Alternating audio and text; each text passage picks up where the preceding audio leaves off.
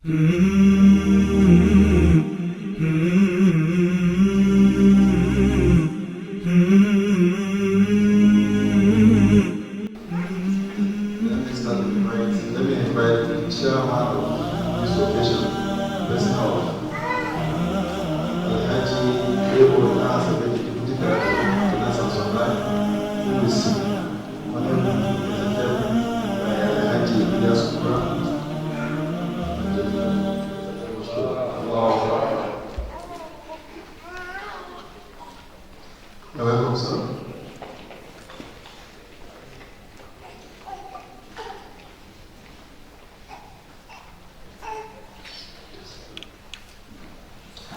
next person I will invite to the high table is our guest speaker of today, and also the guest lecturer in person of Sheikh Tirmizi Muhammad Jamil, the Imam Zakat and Sadaqah Foundation.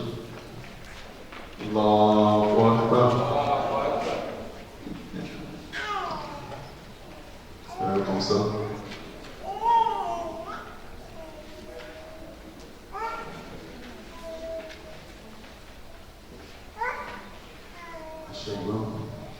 The next person that will follow him to the high table is a special guest, Malam Maharuf Ahmad, the Operation Manager at Zakat Foundation of Nigeria. Allahu Akbar.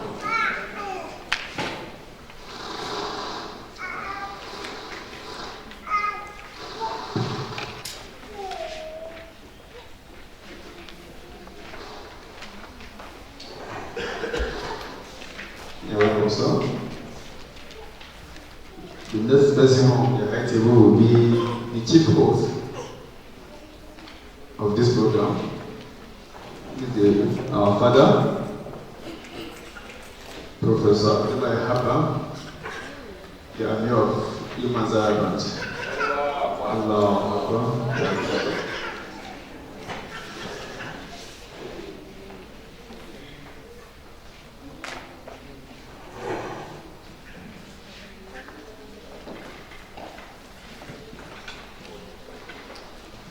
The next person is the co-chief host of this program, Alhaji Suleiman Olamu, the executive director of Zakat and Sadaqah Foundation.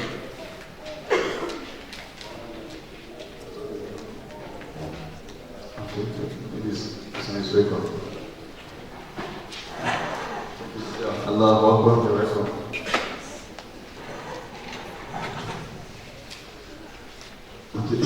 Let me also invite Honorable Medical Superintendent to the order, President of Dr. Aminu Balebe to the high table.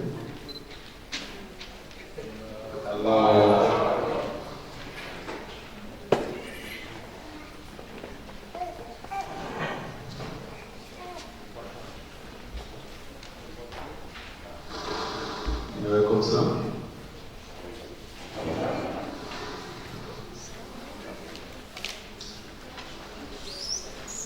Permit me to invite the Chief Imam of Paladin Central Mosque, the person of Imam Yunus Nuhu, to the Father of the Sheikh.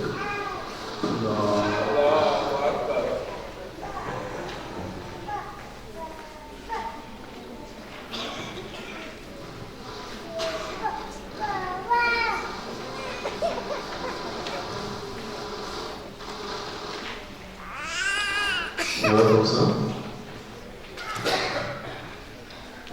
I have the honor to invite our Honorable Dr. Ajara Omar, consultant of social and gynecology. You're welcome.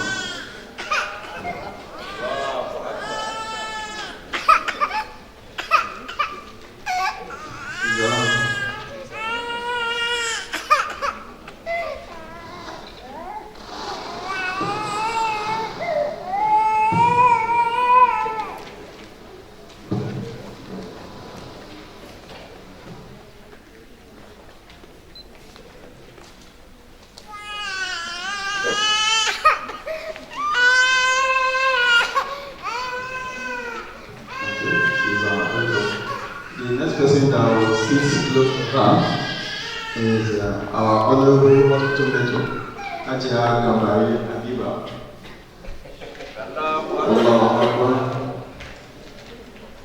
You don't have the item. She's down.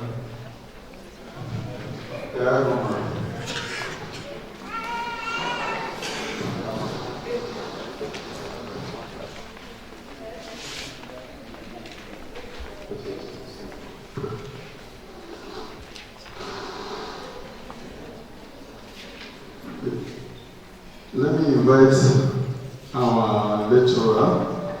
This is Professor Salam, the former HOD Mass Communication Area Officer.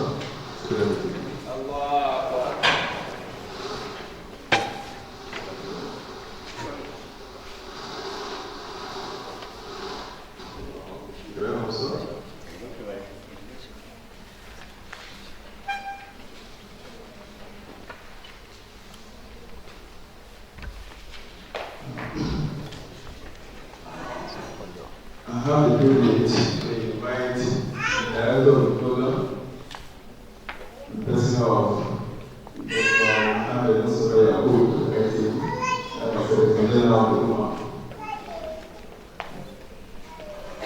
He's coming. Yes. I also invite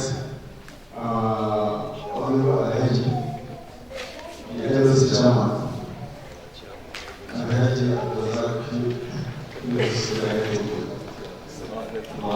Allahu Akbar.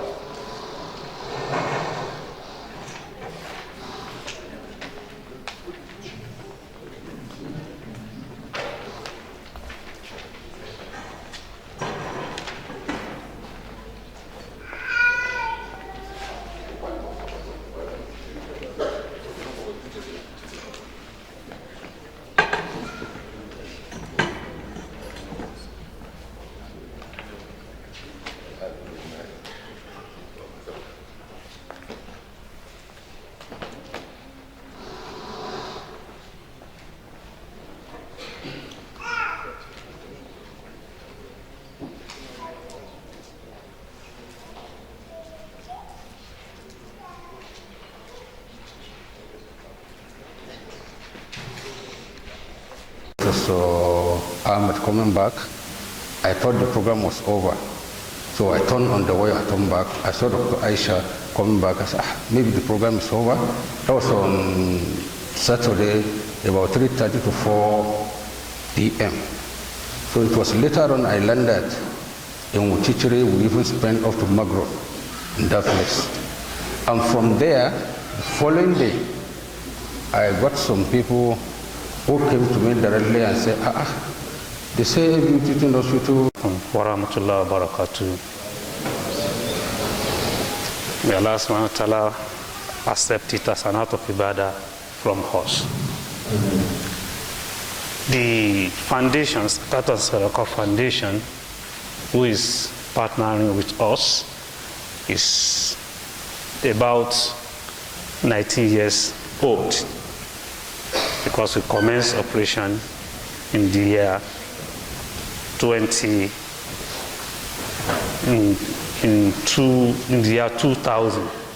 That's when we commenced our operation. And this operation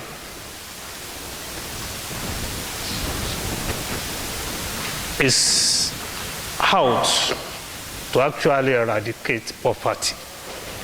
In the foundation, we don't talk about reducing poverty.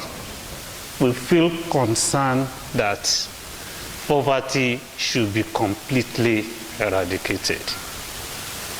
With the history of Islam, that at two separate times, poverty was eradicated in our history.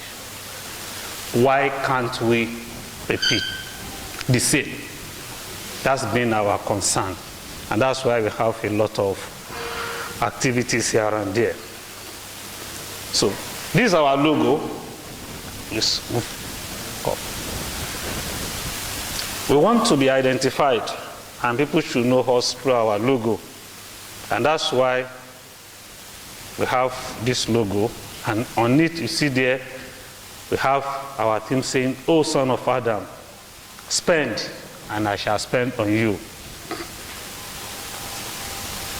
The formation and address. We are formed in year 2000, just as I said, and we commenced operation in year 2001.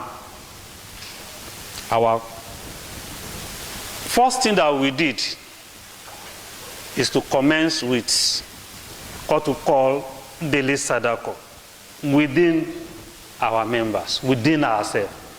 This member were just like about 200 or thereabout. That, please give us 5 naira per day. Let us attempt to solve one problem, just a problem. If you are not able to solve it in a day, let it be by the end of the month we should be able to solve one. And at worst, at the end of the year, we should be able to solve one person problem. That's how we started. Our head office is at Suite 10, and right now we have 5 other offices in the southwest of the country. Our plan is to cut across the whole of Nigeria. That's our website. Our mission are 3. We said we want to help the rich to enrich the poor. We strongly believe we have enough funds in this country. We have enough money in the country to actually eradicate poverty. So the first thing we aim at is we want to help the rich to enrich the poor. We want to care and touch people's life. And lastly is to benefit the whole of humanity at large. We now said our vision is to be a foremost and leading organization committed to improving the welfare of the less privileged and adding value to the stakeholder support. Next. We set out for ourselves 5 aims and objectives. The first one is to bridge the gap between the rich and the poor. We strongly believe in Nigeria, the gap is just too much. While some people are earning as much as 10 million naira per month, some don't earn anything. And number 2, we said we want to reawaken the spirit of the social responsibilities among the Muslims. Among the Muslims, social responsibilities such that when I am happy, my brother equally should be happy. It should not be about me, but it should be about us. Number 3, we said we want to return Zakat to its rightful positions among the Muslims, because we feel when the Zakat is fully enacted the way it's supposed to be, definitely poverty will disappear. It has been done twice in our history, during the time of Umar bin Abdulaziz, as well as the first Umar bin Khattab. So why can't we repeat such?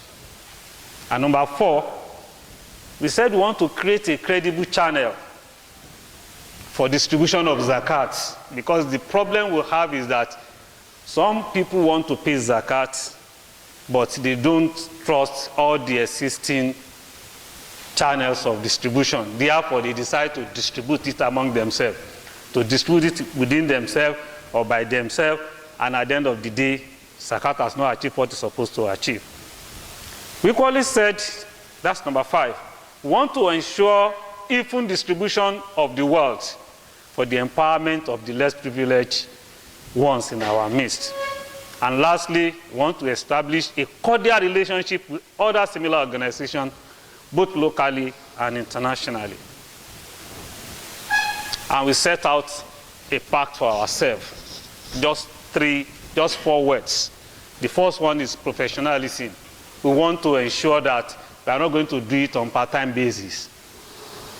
We want to develop human capacity to understand this concept and to make sure that we are able to discharge that responsibility.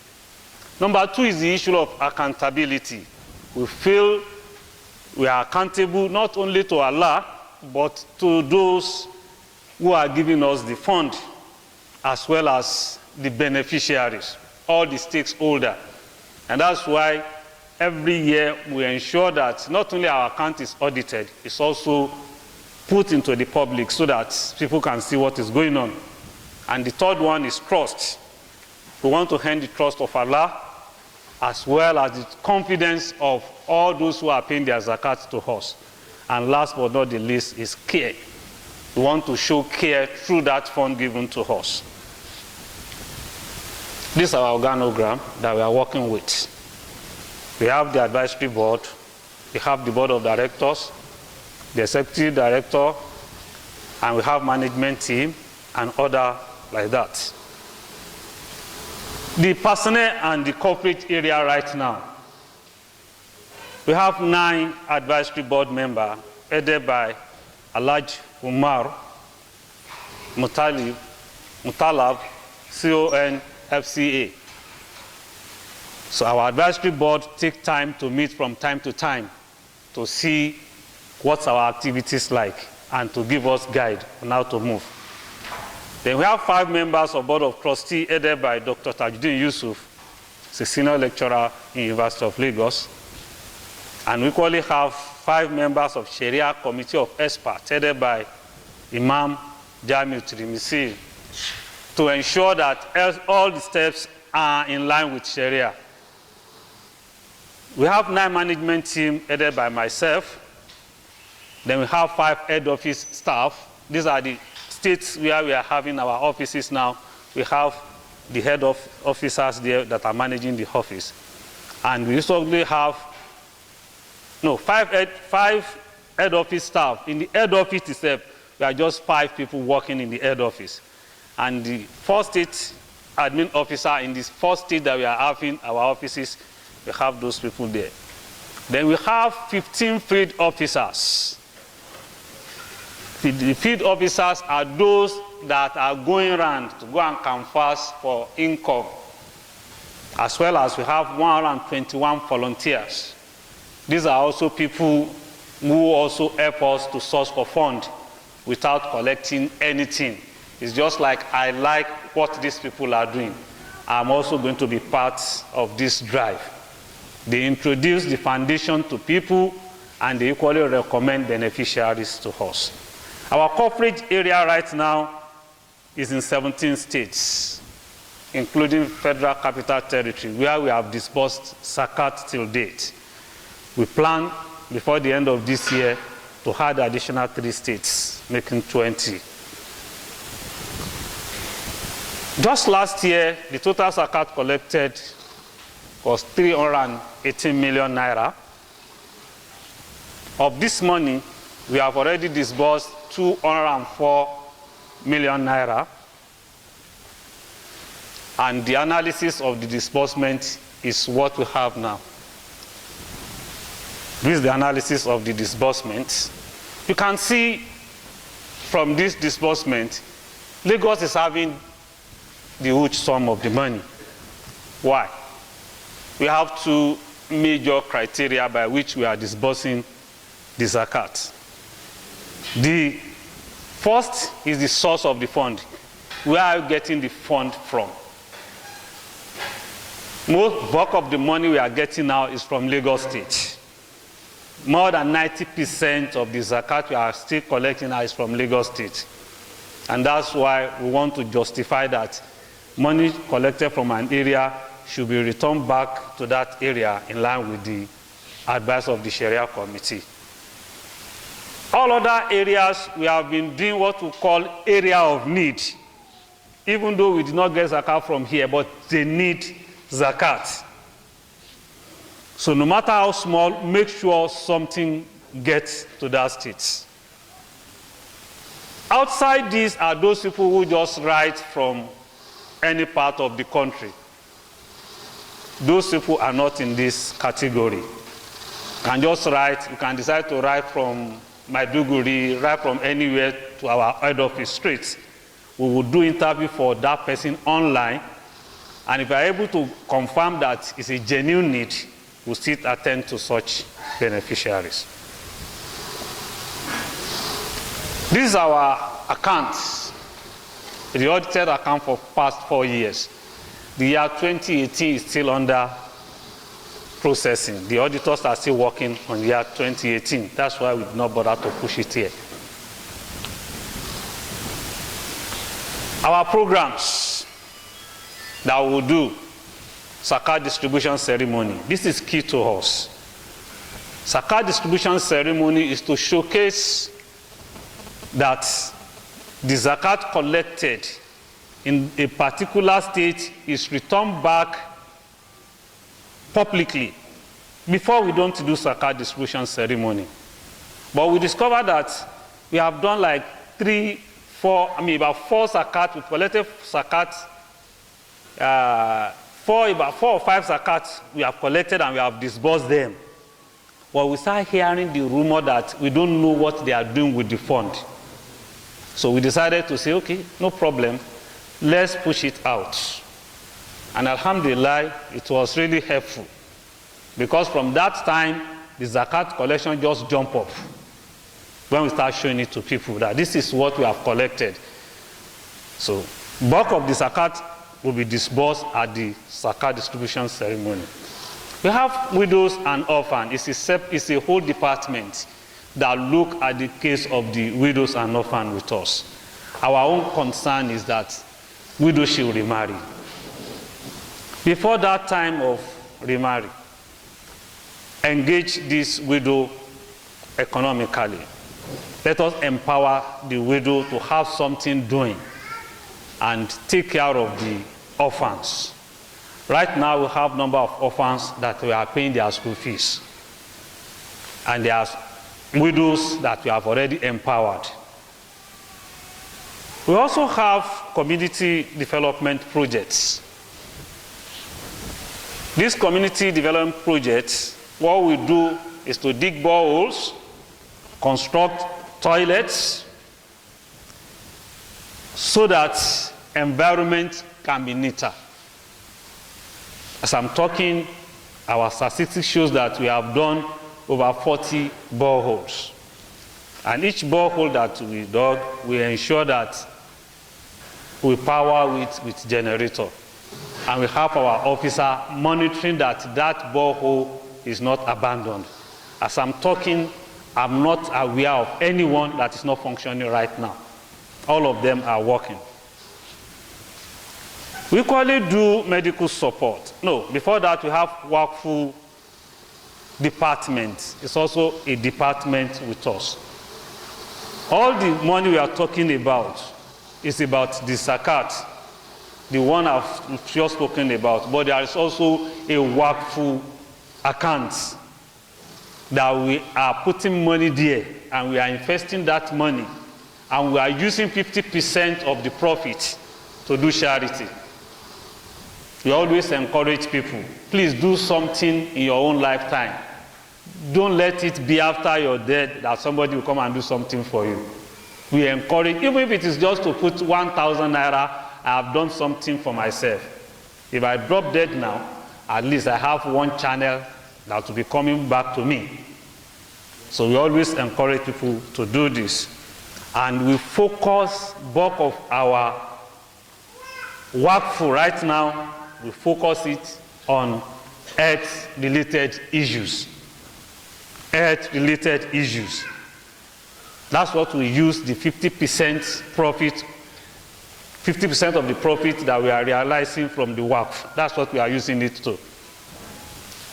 We equally have medical support, which include medical corafan, medical bill settlement, etc. From time to time, we collaborated with organizations like IMAN to organize medical caravan. We will be there to see what they are doing after advancing the fund. We equally have settlement of the medical bill, both locally and internationally. Right now, we have 3 patients who are about to travel to go and do operations, even though we would have loved that they do those operations in Nigeria, but at times it's something that we could not be able to handle here. So we have no choice than to fly them out of the country. We also have what we call entrepreneurship development projects. This entrepreneur development project has 3 areas. The first one, we call it business plan competition. It's a competition where we expect our Muslim brothers and sisters who have sincere intention of running a business, either from scratch or to support the existing one. They have to bring that idea to the team of professionals who evaluate their business, and at the end of the day, give us the list of those people that they feel their business should be supported. This, in the year 2018, 10 people were supported with 1 million naira each for their businesses, while other 10 were given 200,000 naira each based on the type of business they are running. So this, we do it on annual basis, and as at now, we have gotten nothing less than 16 people who are running their businesses successfully from this empowerment program. We only have what we call market and rural women business competition. The market and rural women competition is a sport-based assessment. We'll go to the rural area or a marketplace and see these people working. We'll find out about them, what exactly is their need, and we'll give them token to run their businesses. We have seen somebody collecting just like 3,000 naira, and the following years returning 70,000 that I'm paying Zakat. It's really astonished. 3,000 naira given, and the woman came back to say, take, I am also giving Zakat of 70,000 naira. We are surprised. The woman used that 3,000 naira to go to a market. He got coal pots and he starts roasting corn and maize and groundnuts. And she was able to save that much. We are really surprised. In fact, we can't even explain it. And the woman said she cannot also understand. But every day, she's always there selling and feeding her children as well. So that's the concept of the rural women business that we are doing. We also have what we call artisan peasant business competition.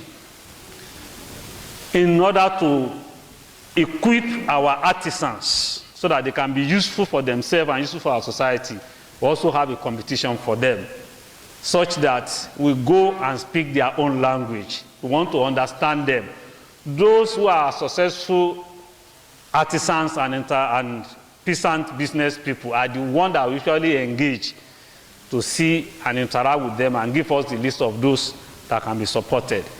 We also have what we call INFAC. INFAC AFU is a program that we design that we don't want anything to waste. All your items that you are not using again, you transfer to us, we reprocess them and recirculate it to other people. It can be cooking material, it could be, wares, and so on and so forth. Then we have what we call senior citizen support. Senior citizen support is about those who are retired, but they don't have any means of livelihood. No pension for them. We decide to be giving them monthly stipend. Some are collecting 5,000 naira, some are collecting 10,000 naira, and so on. And we also do inheritance in accordance to Sharia. Our collaboration, we have collaboration locally as well as internationally. What we do in collaboration, number one, is to first educate those group of people. Let them know the importance of Zakat and how Zakat will play an important role in our life.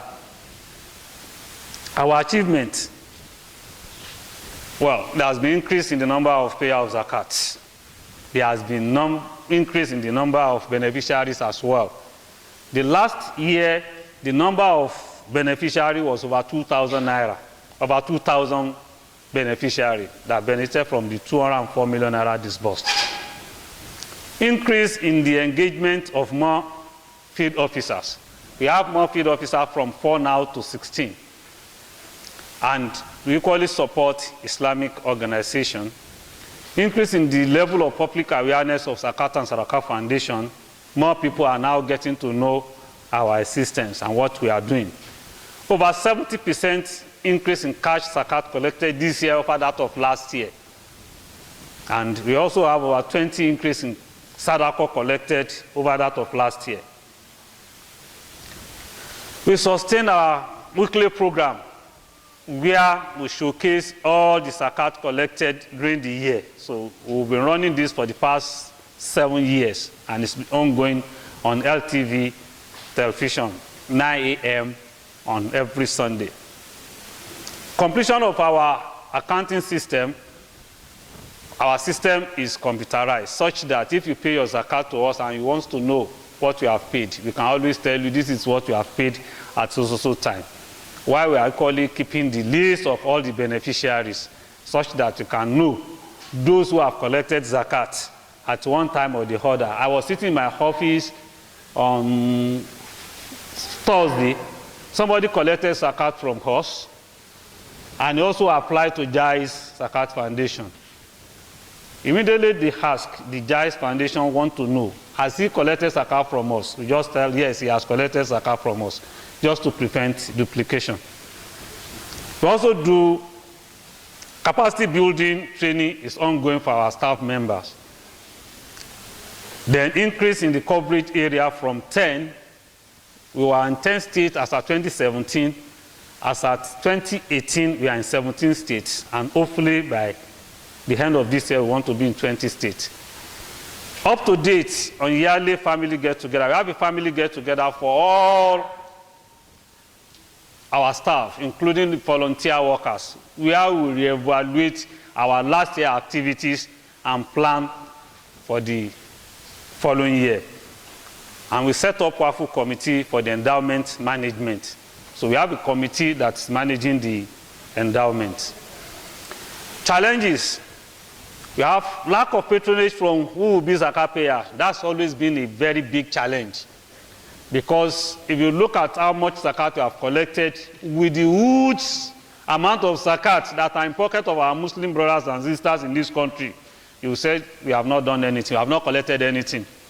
If we are saying our zakat collected is 1 trillion naira, yes, maybe we have just started with the amount of money that are zakatable in this country.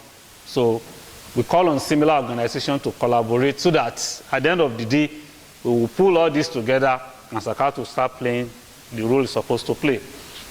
Misunderstanding of zakat concept. Ustaz will deal with this issue more when he's talking about it. There is a lot of misconception about what zakat is.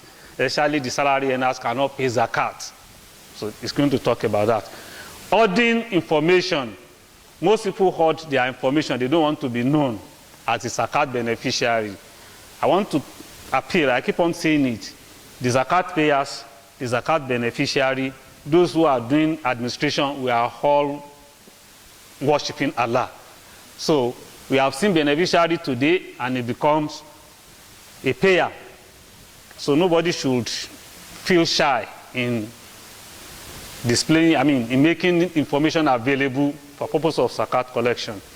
Delay in zakat payments and diversion of grant collected. People delay zakat payments. You're supposed to pay the zakat now, I'll pay tomorrow, I'll pay tomorrow. At the end of the day, many people will not pay the zakat after we have assisted them to calculate what their zakat will be. There's little we can do. We don't have government backing to say you must pay. So what we'll do is to appeal. And competitors and spoiler. Well, the idea of this is everybody said I want to be a zakat collectors. If you collect zakat and you don't disburse it, you are not helping us. You are not helping us. If you collect zakat, please make sure the zakat are disbursed and let people know that we've done so. Public presentation. Some people don't want you to make them, to present them in public that they are collecting zakat. Well, there's little we can do because we have tested it and we see it working. And that's why we still maintain it. And refusal to comply with guidelines. There are guidelines if you want to apply to the foundation. One of the principal things is you must write a letter to request for the zakat. Number 2, you must get a referee, somebody that you can trust.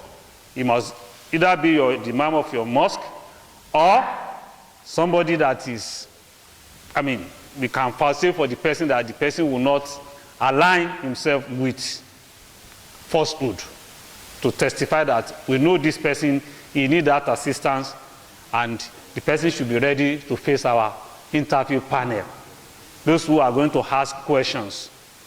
And lastly, zakat given is not free fund at our own end. It's not I've collected the zakat, I can use it the way I like. No, we still do monitoring. So you have to abide with this. We given tricycle to somebody, he misused the tricycle, we collected it back. So you need to follow those guidelines. So some people will not be ready to do that. And some people will not have a functioning telephone line. It's difficult for us to trace people when we don't have your telephone line. So some people will use a line in their application. By the time you start calling that line, the line's not working again. Then overstating the actual need. Somebody needs 1 million, he requested for 10 million. But once you start doing the evaluation and discover that all you need is 1 million and it's not 10 million, we will cut it accordingly. Then monitoring the beneficiary to ensure effective use of the zakat received. That one we are doing it very hard. We have a whole department for monitoring and evaluation to ensure that the zakat given out is not just a free fund. Our future plan, we want to employ more people to man the alcove. Now we have only committee that are managing it. But the way the workful are growing, it needs a whole set of people that are going to be salaried to be monitoring the department. We also have business management training for the business plan competition. Those who have been coming for our competition, the starting point for them is we first train them on how to write business proposal. So we are looking at saying, okay, let us even have a set of people that will be doing the training for these people. ICT workshop is what we've been doing, and we still want to continue. Vocational training centers. We have gotten to a level whereby we should be able to have our own centers where people, to be empowered, will first go for vocational training before they are given fund. And we want to decentralize distribution center even within the Lagos state, that we have been disbursing the zakat, because we are only using one center. Then we want to encourage joint business among the beneficiaries.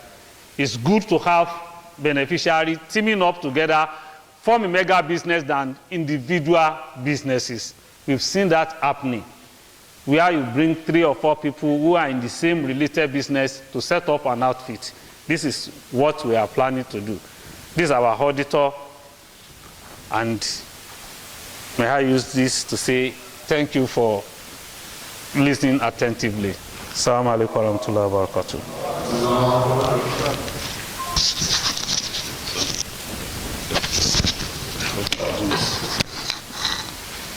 Alhamdulillah, thank you for educating us about the Zakat and Sadaqah Foundation. Alhamdulillah. Okay, we have all understood what Zakat and Sadaqah Foundation is all about now. As we was going through the education, one of our brothers came in person of Mala Aminu Ahmad Gadagaw, the Amir of MSS AG Zaria. Yeah, welcome, sir. Please, the father, come to the head. We have the seats for you before. Now, the next point on our agenda is the lecture for today. But before I invite the lecturer, we want to know much about the lecturer. So, I will invite our brother, Malam Maharuf Ahmad, to come and give us a brief history about our guest lecturer. The brother, sir.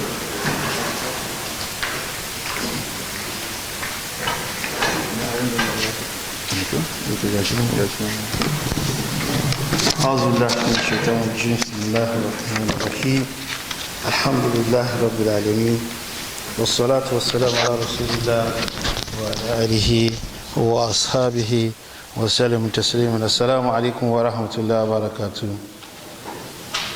Briefly, this is the brief profile of our lecturer, the Imam of Zakat and Sadaqah Foundation, Ustaz Remidi Muhammad Jamiu. He holds a Bachelor of Education from Ahmadu Bello University here in Zaria, Masters of Education from University of Lagos, and is currently doing his PhD in the same institution, University of Lagos. He is the Chairman Committee of Experts, Global Union for Zakat Rights, with headquarters in Khartoum, Sudan. He is also a certified trained Zakat assessor from the Institute of Zakat Sciences in Khartoum in Sudan.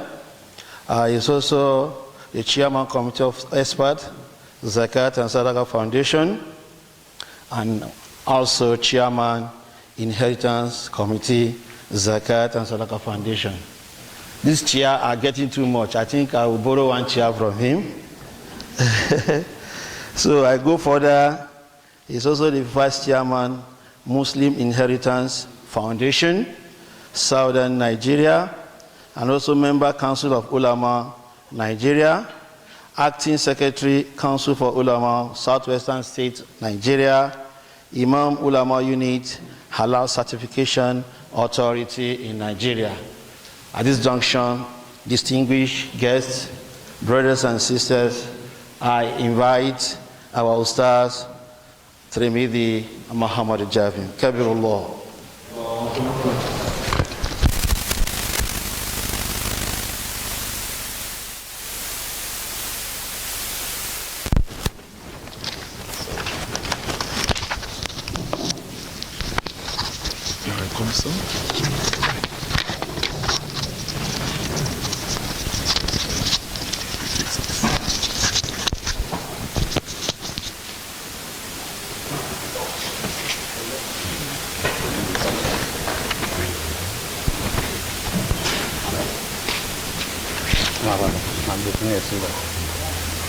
أعوذ بالله السميع العليم من الشيطان الرجيم.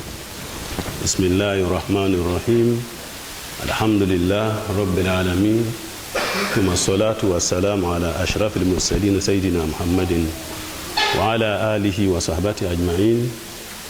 حضرة العارفين بالله، الأئمة الأجلاء، والأساتذة الكرمة، والدكاترة الحاضرة،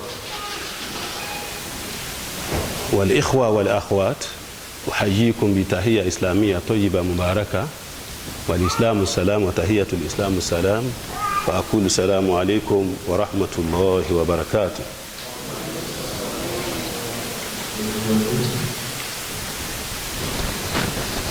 We sincerely thank Allah subhanahu wa ta'ala for having this blessed hour and opportune time together. We pray that Allah subhanahu wa ta'ala make it beneficial to all of us, those of us who are in attendance and those who will be hearing about the program. My dear eminence on the high table and my great audience in the hall, I first of all appreciate and acknowledge my teachers from this great university of ours. When we were here between 1990 and 1994, I was blessed to meet people like Professor Dalatu Abdallah, who happened then to be the Dean of the Faculty of Education, and then Dr. Musa Tokur, who is now late. May Allah subhanahu wa ta'ala forgive him and bless him and grant him Jannatul Firdaus. He taught us inheritance. If you are saying Chairman Inheritance Committee somewhere, we had some foundation from this great university. I also acknowledge Professor Raji, Faculty of Arts, Department of Arabic, and Professor Ben Yunus, who was then Dr. Ben Yunus, I think a Ghanaian, Dr. Iqbal, I think from India, Dr. Muhammad Bashir, and Dr. Laden, and many others. May Allah subhanahu wa ta'ala reward them abundantly. My dear brothers and sisters, the topic of today is Zakat awareness. We want to talk in terms of comprehension and calculations and lay some emphasis on the salary earners. All praise is due to Almighty Allah, the tireless giver, the provider for all and sundry. His bounty is infinite. His treasure is inexhaustible. The only one unto whom none is comparable. We beseech his blessings upon the noblest creature, the most generous among the offspring of Adam, Muhammad sallam, whose charitable act is greater than the wind that distributes rain across the globe. May our Lord's peace, mercy, and blessings be upon him, his household companions, and those who rightly follow him till the day of judgment. Zakat. Definition. What is zakat? Literally, zakat means barakah, that is blessing, or tuhra or tohara, that is purity or to purify, or nama, that is to develop or cause something to grow. But technically, it is an act of worship according to which every well-to-do Muslim who possesses equal or exceeding a laid down minimum called nisab has to give away at the prescribed rate a portion of it to the deserving poor and the needy. It is usually an annual event, an undebatable third pillar of Islam. Comprehensive understanding of zakat. Zakat is the most forgotten pillar of Islam in the modern time. Since 1924, that there was the fall of the caliphate at Turkey then, zakat as an institution has been facing a lot of challenges and retrogression. It is almost gone into extinction. A good number of Muslim countries, organizations, foundations, and corporate individuals are vigorously working, toil and boiling to ensure that zakat is back to its rightful position in Islam. In recent time, they came together in Sudan to form a global union for zakat right, GUSR, in 2009 to ensure that zakat as an institution succeed and excel. Zakat workers need to perfect the following. 1, if you are a zakat worker or a Muslim wants to give out, who wants to work or arouse the interest of others to ensure that they pay zakat, you need a perfect, comprehensive understanding on the dutiable item of zakat. Understanding both the open and hidden zakat items, al-amwal al-batina wal-amwal al-zahira. These are some zakat items which are open. There are some zakat items that are open and are confidential. The open ones are the farm produce, grains, fruits, and the likes. Livestock, such as camel, cow, sheep, and goats. These can be easily enforced by Islamic government or its representatives.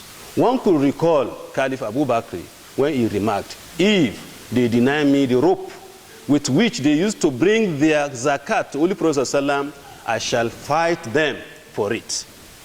The confidential items of zakat are cash, banknotes, merchandise items, and the likes. Potential zakat payers in this aspect need a lot of orientation, spiritual training, and interest arousal to avoid evasion. Because in most cases, no rich man will like you to know his worth. You could remember there was a time they are trying to say that one of our politicians is the richest probably president in the world or in Africa. Immediately you see some rejoinder and some intimidations that people should stop carrying such information. People will not like to be known as being rich. The second is good administration. This involves majorly two areas. One, good selection of zakat workers. Prudent disbursement of zakat fund.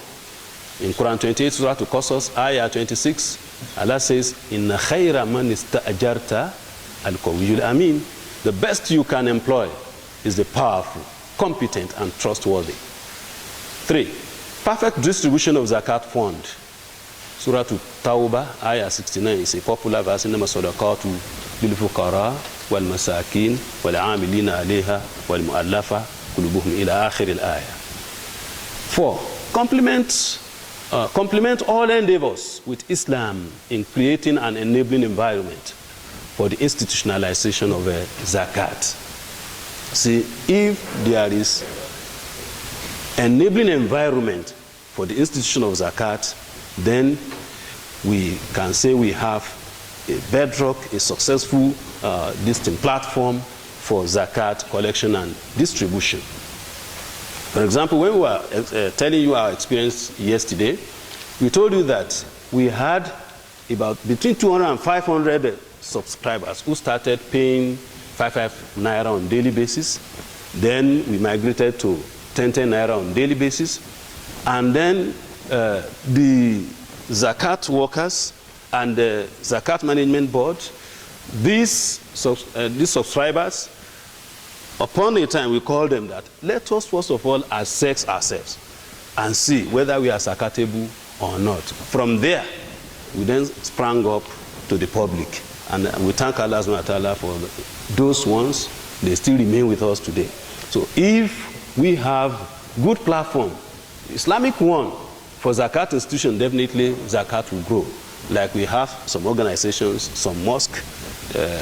In the area of our collaborations, they're supposed to have explained to you there about my ED wanted to round up in accordance with the time given to him. Probably that's why he didn't. There are a lot of organizations like NASFAT, like Al-Haya of Ijebuode, OAU, IFE, and those ones, on occasions like this, we have to lecture them on zakat collection and distribution, and some of them are perfect collectors of zakat today, and they are distributing at their own level. Types of zakat. We have obligatory zakat, which is the zakatul ayn, and zakatul fitri. These are obligatory. One, faradaha Allah subhanahu wa ta'ala. The second one, faradaha Rasulullah sallallahu alayhi wa sallam. Then we have the non-obligatory zakat, this charitable sadaqat. I told you yesterday we have about 11 of that. Modern categorization of zakat. In the olden time, that's what they used to say. But nowadays, if you want to categorize the zakatable items, you start with the following. 1, the mineral resources. Muslim commercial banks and finance houses, Muslim-owned manufacturing companies, salaries, especially senior civil servants, and blue-chip companies, Muslim institutions, schools, hospitals owned by Muslims, politicians, especially in Nigeria, where we have them taking huge amounts. A politician that win an election within 4 months, you see difference in his economic status. Prosperous traders, farmers, and artisans within Muslim community. Then we look at some conditions governing the payment of zakat. Being a Muslim must not be a slave. All these conditions are there. We have the faith. We believe, inshallah, by the time we calculate people's zakat, we take care of this. I want to move to other area, rate of zakat. This is just the tabulation of some items of zakat and the minimum possessions, rate of zakat. Let's go to this understanding nisab calculation.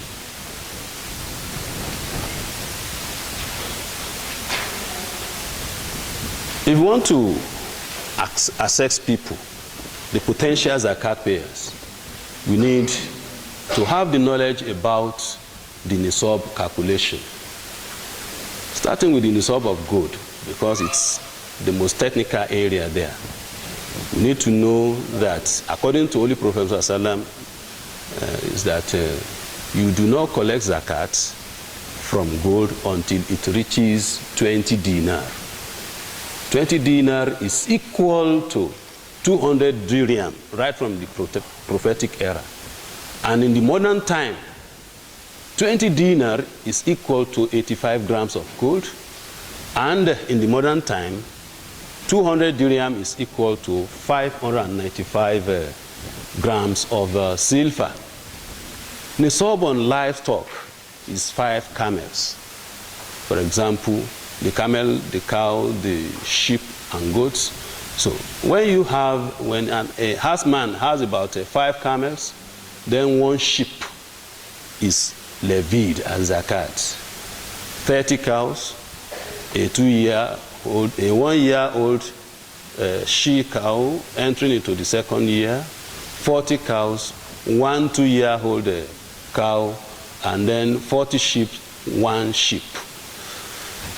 Nisab on grains, crops, such as 5 wasaks of grains. A wasak is 60 saw. A saw is about 4 muds of grain as nisab. The nisab of grains could be tabulated as 5 wasaks times 60 saw times 4 mudu. This will give us about 1,200 muds, which is the equivalent in grains. The weight on scale is about 653 kilogram, or about 13 bags of 50 kg bags of rice, bags of beans, bags of guinea corn, and so on and so forth, to draw the calculation closer. The sub-calculation continues for gold. 20 dinar, for example, this year. See, whenever we want to calculate and know the nisab of zakat for the year, every year we'll have to update our calculations, our zakat collections and distributions, because there used to be variations in the value of gold, value of money. So we used to go to the local markets and then know the value of goods in accordance with the carats available in the markets. And at times we go online, at times we consult Central Bank of Nigeria to give us the monetary representation of some carat of gold in the world market. 20 dinar or 85 grams of gold, for example, this year, 1440, Hijra year, we have 80 carats sold at 10,634 naira 40 kobo. If multiplied by 85, that one gives us 924,000. You see the one in green, that is the one we chose, the sub of 21 carats. 12,405.60 kobo times 85 is equal to 1,054,476 naira. This is the adopted for 2019-1440 Hijra. There is that of 22 carats, 24 carats. All these carats are in relation to where they buy them or they sell them, the London, the Dubai, Saudi, this thing, gold. Most of our sisters will know this, especially those who are dealing with gold and jewelries. The sub-calculation for silver. This one, we do not lay emphasis on it, but because there used to be some questions. Some people will ask us, when you say the nisab of gold is 1 million plus or 1 million naira plus some amount, and then in Islam, whenever Prophet ﷺ mentioned something that is measured by gold, he will tell us the alternative in silver. where is the alternative of gold? They used to ask us. So instead of addressing that question always, we prefer that, okay, let us calculate it, then we let people know what used to be the standard in the world of Zakat collection and distribution. Naira exchange, you can see it. So Naira exchange rate is 365 Naira to $1. See, 595 grams of silver is about 308.37 US dollars, times 365 will give us about 112,555 Naira 5 kobo. Therefore, nisab for silver this year is 112,555 Naira. If divided by 40, that's giving us about 2,813 Naira 88 kobo. So zakat on 200 grams, 200,000 divided by 40 would be about 5,000 Naira. 300 would give us about 7,500 Naira. Zakat on 1 million Naira is about 25,000 Naira. Calculation of gold continues. For example, we just try to find the amount collectible from 1,054,476 Naira. If you divide it by a fraction of 40, 1/40, is the same thing as 2.5%. You get 26,361 Naira 90 kobo. That will be the minimum collectible zakat from a qualified zakat payer this year, inshallah. I would like someone to find out for me if our Hujjaj, this 1414, usually we used to have about 100,000 Nigerians going on Hajj every year. If they are to pay zakat at this rate, because none of them will go with less than 1.5 million Naira. That amount is zakatable already, going by this nisab of zakat. So if we divide it by 40, then we multiply these are minimum collectible amount 26,361 Naira 90 kobo by 100 and 1,000 Muslim Hujjaj from Nigeria. Let's see what the amount is going to be, and then what will be the number of the beneficiaries. Conclusion. Under that collection of zakat from gold. Gold value is the globally most accepted standard for calculating nisab.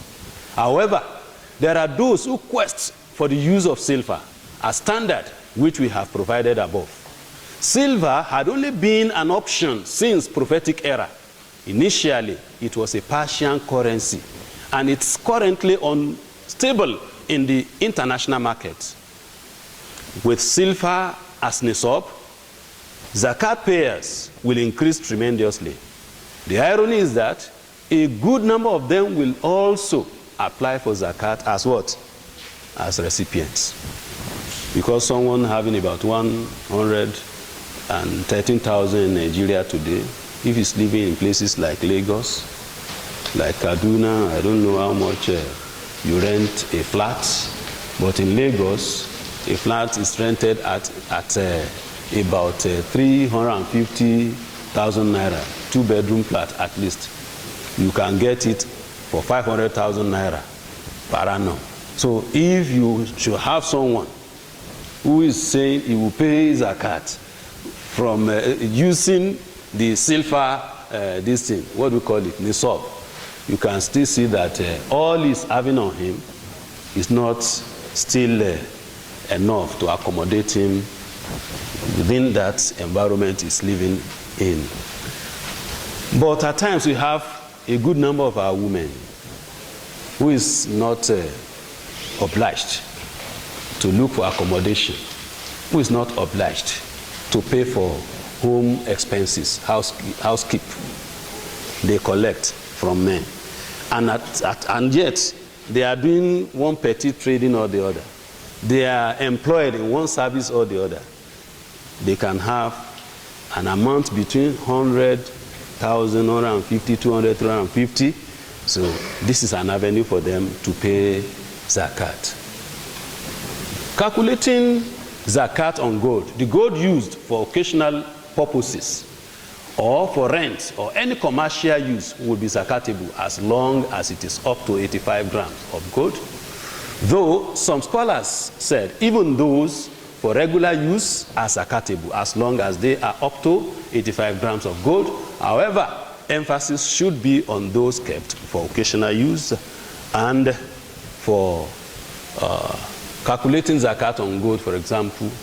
That's the calculation. But I want to mention something on the jewelries. Zakat on jewelries, if it reaches nisab, these are goods we are using. Women are wearing on their neck, in their ears, bangles, that of the hands and that of the leg. If it reaches nisab, it's also zakatable according to Imam Abu Hanifa. See Fiqh Sunnah, volume 1, page 289 to 290. We try to scan those 2 pages from Fiqh Sunnah. For those of us who are ulama, you can see zakat al-hulij, that is zakat from the jewelries. اتفق العلماء على أنه لا زكاة في الماس والدر والياقوت واللؤلؤ والمرجان والزبرجد ونحو ذلك من الأحجار الكريمة إلا إذا اتخذت للتجارة ففيها زكاة. That the consensus opinion of the ulama is that there is no zakat on jewelries except if it is إذا اتخذت للتجارة, except if it is for trade use. If it is for trade, then فَفِيهَا zakat, there is zakat on it. وَاخْتَلَفُوا فِي حُلِيِّ الْمَرْأَةِ. So they differ on that of the jewelries, gold and silver used by our women. ذَهَبَ إِلَى وُجُوبِ الزَّكَاةِ فَفِيهِ مَنْ ذَهَبَ إِلَى وُجُوبِ الزَّكَاةِ فِي. Some among the scholars, they said our jewelries is zakatable. These are Abu Hanifa, Ibn Hazmi, إذا بلغ النصاب, when it is up to nisab. استدلالا بما رواه عمرو بن شعيب عن أبيه عن جده قال أتت النبي صلى الله عليه وسلم امرأتان في أيديهما أساور من ذهب فقال لهما الرسول صلى الله عليه وسلم أتحبان أن يسوركم الله يوم القيامة أساور من نار. Prophet صلى الله عليه وسلم was visited by 2 women, and on them were jewelries. Then Prophet ﷺ asked them, 2 of you, do you love that Allah SWT change you with these jewelries in the day of judgment? قال تعالى, they said no. قال فأديا حق هذا الذي في أيديكما. As I've seen these bangles on your wrist, they are zakatable. They what nisab? They are up to nisab with the what? With the value. Pay zakat on them. If you don't want Allah to make it a chain and drag you into hell in the day of judgment. Asma bint Yazid also had the same experience with Holy Prophet ﷺ. He says she went to Holy Prophet ﷺ with a sister of ours. And then Prophet ﷺ told them, Atu'tiyani zakatahu? This you are using. Asma, do you used to give us zakat from it? Then they said no. Then Prophet says, Amma takhafani an yusawwirakum Allahu aswira min nar. Say, don't you fear that Allah will use this to chain you and drag you to hell in the day of judgment? Addiya zakata. Go and pay the zakat on them. You will see this in the Haytham, in the Masnad Haythami, and that of Isnad Masnad Ahmad. Okay? We have a long way to go. See, lastly, there you can see the summary of Imam Khattabi. Say, Al-Zahir min al-Kitab, what is manifest, what is clear in the book of Allah subhanahu wa ta'ala, Yishhad likulli man awjaba, is that it is enough a proof for those who oblige zakat on jewelries, that it must be given out. Then they said, Walihtiyat ada'uha. the best alternative for us, especially for our women, is that they give out zakat from their jewelries. Let me quickly go to zakat on, you can see farm produce. You will see Quran 6 verse 141, that's the evidence for that, where Allah wants us to pay zakat on those items, especially when they are zakatable. And when they are for trade use. Then calculations, okay, palm oil too, it is for trading. Land and landed property, initially they are not zakatable, especially when they are for domestic use, but when it is going for rent, you pay zakat on them because it's already commercialized. Then companies, transportation, business vehicles, all these, they are also zakatable, especially their proceeds. Private schools owners, and those of us who are having schools, if your your proceed is on terminal basis, up to nisab, like you are in school and you are having about 2 million naira as your proceed on terminal basis. So that's to say 3 times in a year you have to pay zakat on them, and just divided by 40, that's about 50,000 naira each per term. You can also pay at the end of the year. Then zakat of salaries. Any salary earner that will be zakatable must have excess, in accordance with Quran 2 verse 119. يَسْأَلُونَكَ مَاذَا يُنْفِقُونَ قُلِ الْعَفْوَ. They ask you, what should they spend, what do they pay as zakat, or what do they spend from their wealth? Now, Allah says, they spend from their excess. That is, what they have in excess of income over his expenditures, after satisfying his immediate personal needs. Also to be considered is cash or its equivalent, shares of investment and other related incomes. The leftover must be up to nisab. If a person gets a very big salary such that what is left unspent every month is always up to nisab, such person can choose to pay his zakat monthly or accumulate it till the end of the year before payment. Also, a person is getting an average salary, says 500,000, and wants to sacrifice some of his needs so as to make him have up to nisab at the end of the year and make himself qualified to pay zakat, the person can be encouraged to do so.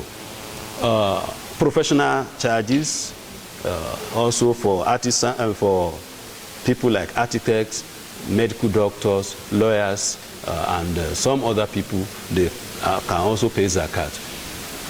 Let me quickly go to the zakat and on all, what do we call it, okay? Before going to that, I think I must have something on limitation of zakat items. According to Imam Ibn Hazmi, in his book of Al-Mahalla, he says he limited zakat items. According to him, zakat items are limited to 8 items collected by Holy Prophet Muhammad according to him. And these are camels, cow, sheep, goat, wheat, grains, dates, gold, and silver. Imam Shawkani, Siddiq Hassan Khan share the same opinion with this Imam Ibn Hazmi. This opinion is, however, myopic. However, Imam Abu Hanifa expanded the scope of zakat items, quoting that zakat is collectible from all legitimate growing earnings, irrespective of time and place. He proved this by saying, when Allah says in Surah Al-Ma'arij, وَالَّذِينَ فِي أَمْوَالِهِمْ حَقٌّ مَعْلُومٌ لِلسَّائِلِ وَالْمَحْرُومِ. Those from their wealth, amwalim, from their wealth in totality. So is excluding no one from their wealth. So Umar bin Khattab radiallahu anhu, during his own time, included zakat collection on horse. During the lifetime of Prophet ﷺ, they didn't collect zakat on horse. But when horse becomes being commercialized, some are having their horsery, places where they grow and multiply their horses so that they can have enough to sell in the market. Then Umar ﷺ levied zakat on them. Imam Ahmad Ibn Hanbali collected zakat on honey and mineral resources in accordance with Quran 2 verse 267.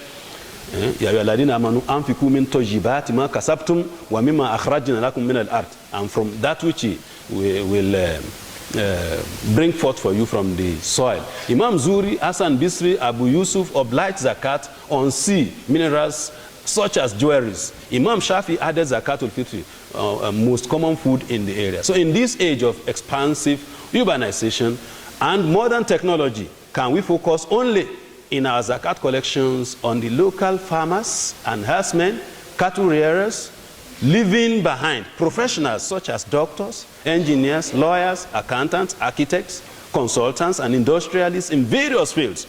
You can imagine the great success or the great loss in zakat collection and distribution if we exclude these people. If they are nowadays included, you can also imagine what is going to be our great success. So I would like to go to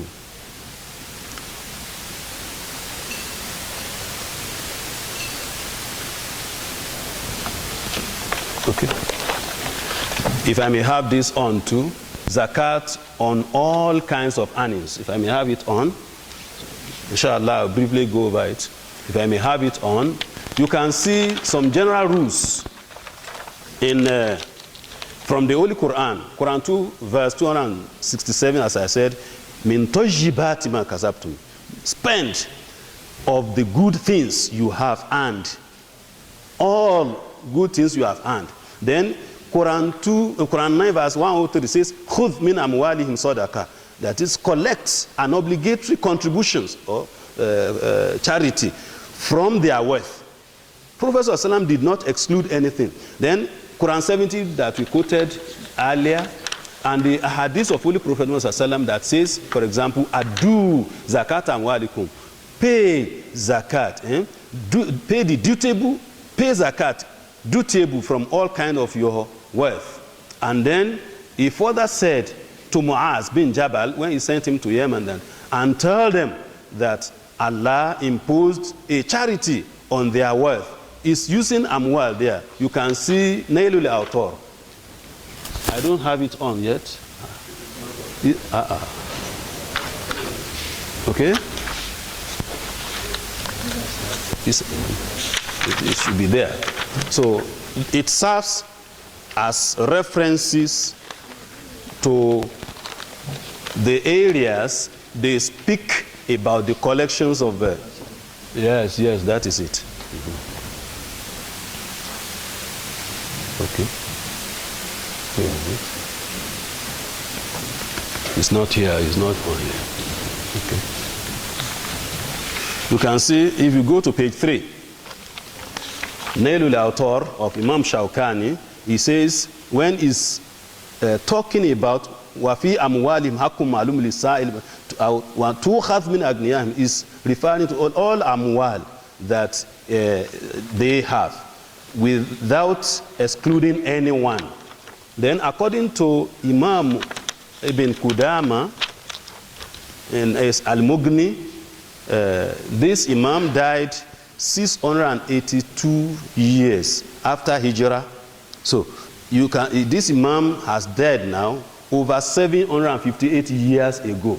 He talks about the money. He says about the salary. He says, فَإِنِ اسْتَفَادَ مَالًا مِمَّا يُعْتَبَرُ لَهُ الْحَوْلُ وَلَا مَالٌ لَهُ سِوَى كَانَ نِصَابًا مَالُ جِنْسِهِ لَا يَبْلُغُ نِصَابًا فَفِي زَكَاةٌ.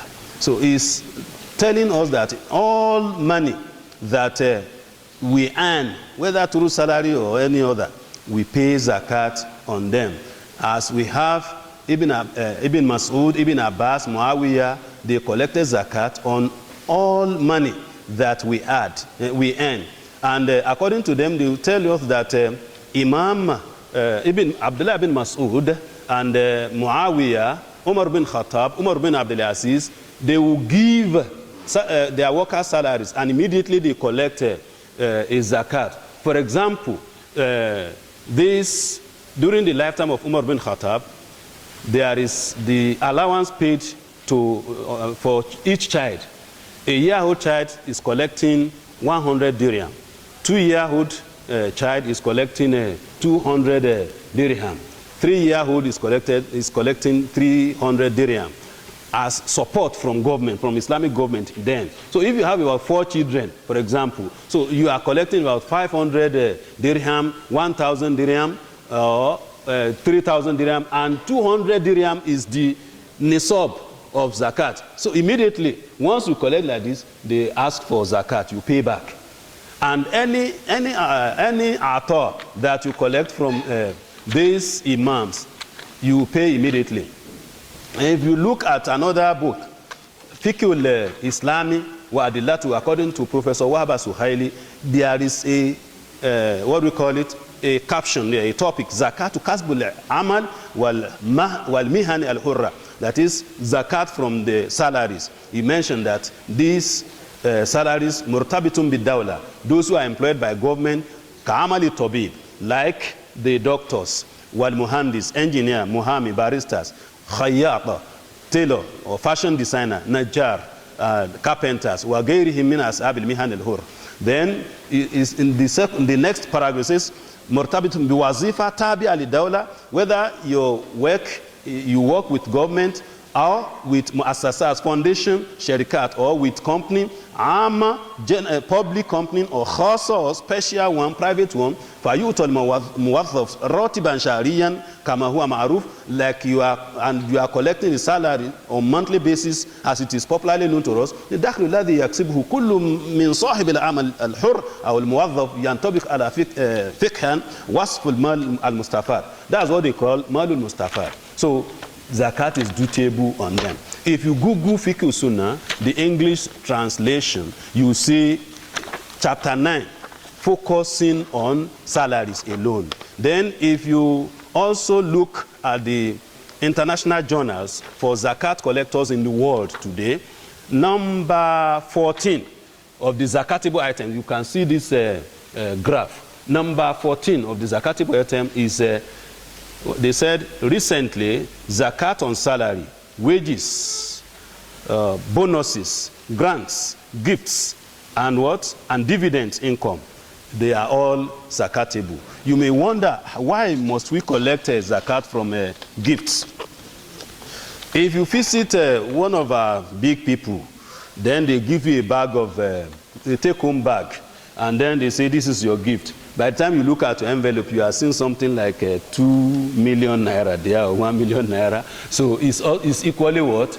Zakatable. Esther Code, some of ministers, when they travel abroad, they give them some amounts as their traveling allowance. They may say, traveling to America, for example, is about maybe 2.5 million naira. By the time you go and come back, you have an excess of about 1 million or 1.5 million naira is already zakatable. So that money you pay zakat from them, from all this, the Prophet says, "Tukhas min agniya, you collect from those who are rich, wa turaddu ala fuqarahim, you pay it back to those who are poor."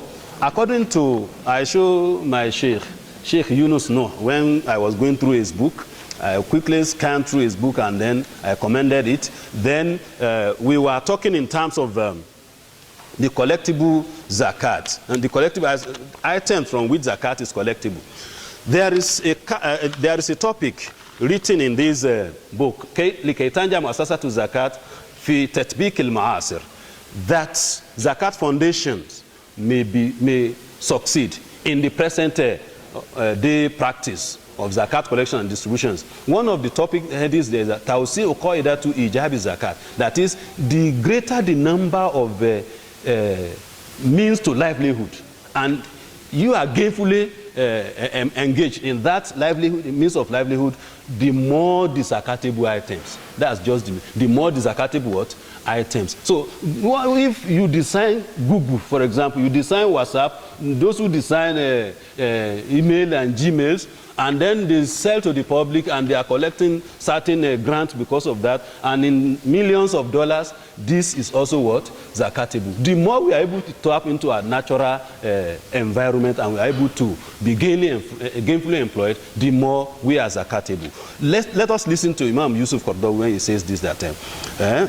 من المستبعد, far from reality, أن يكون الشارع قد قصد إلقاء هذا العبء على من يملك 5 من الإبل أو 40 من الغنم, that far from reality that Allah will alone oblige zakat payment on herdsmen and cattle rearers who will possess 5 camels and you say bring zakat, or having 40 camels and 40 cows or 40 sheep and you say bring zakat from it.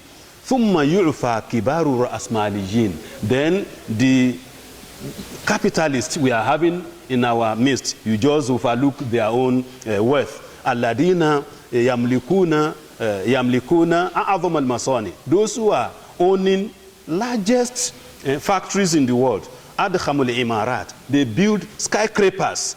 أو الأطباء, or medical doctors, consultants, muhandisin, engineers, kibar muwazzafin, great men in the employment, directors, commissioners, ministers, rijalul mihan, professionals, al-hurra, those who are working on themselves, for themselves, privately or in public institutions. الذين يكسبون في اليوم الواحد, in one day they could earn ما يكسبه صاحب الخمسة من الإبل.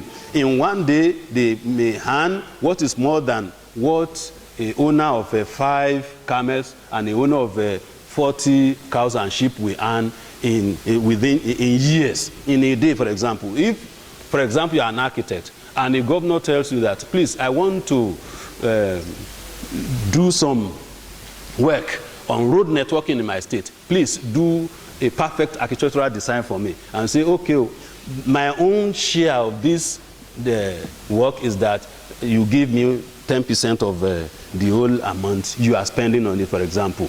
If you say the amount you are spending on the road network in your state is about 10 billion naira, for example, or 100 billion naira, you will see that the share of this architect alone is about between 1 and 10 billion naira from that 100 billion naira the state is spending. So that work may be done within 1 month or within 1 week. So on receiving the alert, 1 billion naira in your account, you have immediately become what?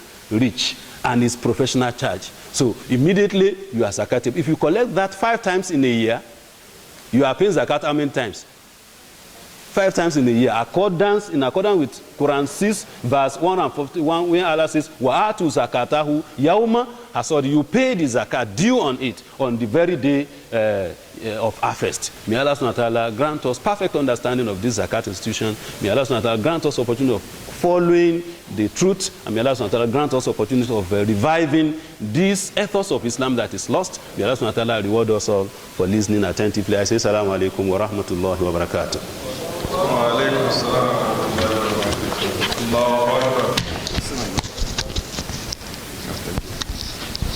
Alhamdulillah, that is a comprehensive lecture by our guest lecturer. May Allah reward him abundantly. And I believe of Zakat, which will be delivered by one of our brothers, Brother Malam Abu Ahmad of Zakat and Sadaqah Foundation.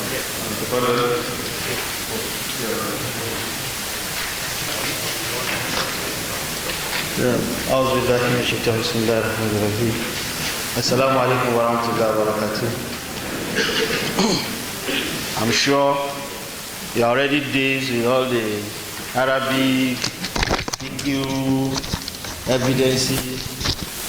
Me, I don't understand all those stats is there for all those PQ aspects, evidences if you want. My own is because my job relates to operation, and when you are in operation, mbaka de kudiba operation. Ko waka bani? Ba kudiba operation. So me, I'm concerned with how do I get kudi jenan. If there's any challenge on the means on which I want to use in Karba Kudi, I will refer you back to the chairman Sharia committee. Go and meet him, he will explain to you. My own is that he has given me guideline that I can follow this method, I can use this method. My own is to design hanyoyi in which I can maximize and make sure na samu kuɗi wanda za a tallafa ma mutane su samu hanyar fitawa a cikin talauci. That's my concern. So, and basically, lokacin da Ustaz was giving his lecture, I can see areas of conflict from reactions and counter-reactions. That is the beauty of Islam. In Islam, we can have differences in our thought. You can see that at teaching PQE, we have difference of opinion among the Imams Imam Shafi, Imam Malik, Imam Ibn Ambali, Imam An-Nafi, and even some contemporary scholars like Dr. Wahab al-Zuhaili, Dr. Yusuf Qaradawi, and so on and so forth. The most important thing ne wanne zai amfani wa ciki. Wanda za mu duba kuma suna da hujja, and suna da shi kenan, and we just apply it. More so, you are not doing it for any selfish aim, rather to better the lot of fellow Muslims, brothers and sisters. So that's our concern. May Almighty Allah guide us aright. So basically, our focus today is for salary earners that have been dodging zakat payment, saying as a salary earner I cannot pay zakat. So from the explanation of our madam mun ga cewa in salary earner sun ce ba za su biya zakka ba, kaman ana cutan manoma ne. A poor farmer that will harvest just about 13 bags of rice, as explained by the Ustaz. That's about 653 kilograms is the nisab. Right, Ustaz? Alhamdulillah. 653 kilograms, when you convert it to bags of rice, a bag of rice is 50 kg, right? And when you have 12 bags, that's 600. We have another 50 something, which is not, it's even above 13 bags. So a little above 13 bags of rice, you're on nisab. Today, a rice is sold for, let's say, 17,000 naira conservatively. If you multiply 17 times 13 and a half or 14, is it up to 500,000? It's not. But you are saying that poor farmer who pays zakat, though that's FQ aspect. But Dr. Yusuf Qaradawi is telling us, and some other scholars like Dr. Wahab al-Zuhaili, then how come somebody is earning 1.5 million naira in a month? Somebody is earning 5 million naira in a month. Somebody is earning, let's say, 800,000 naira in a month. And you say that person will not pay zakat? That is not possible. And that's why they came out with their qiyas and ijma to infer from existing rules. Chewa, this set of people, suma, they can pay zakat. Muma, we can pay zakat. And I'll collect your zakat today.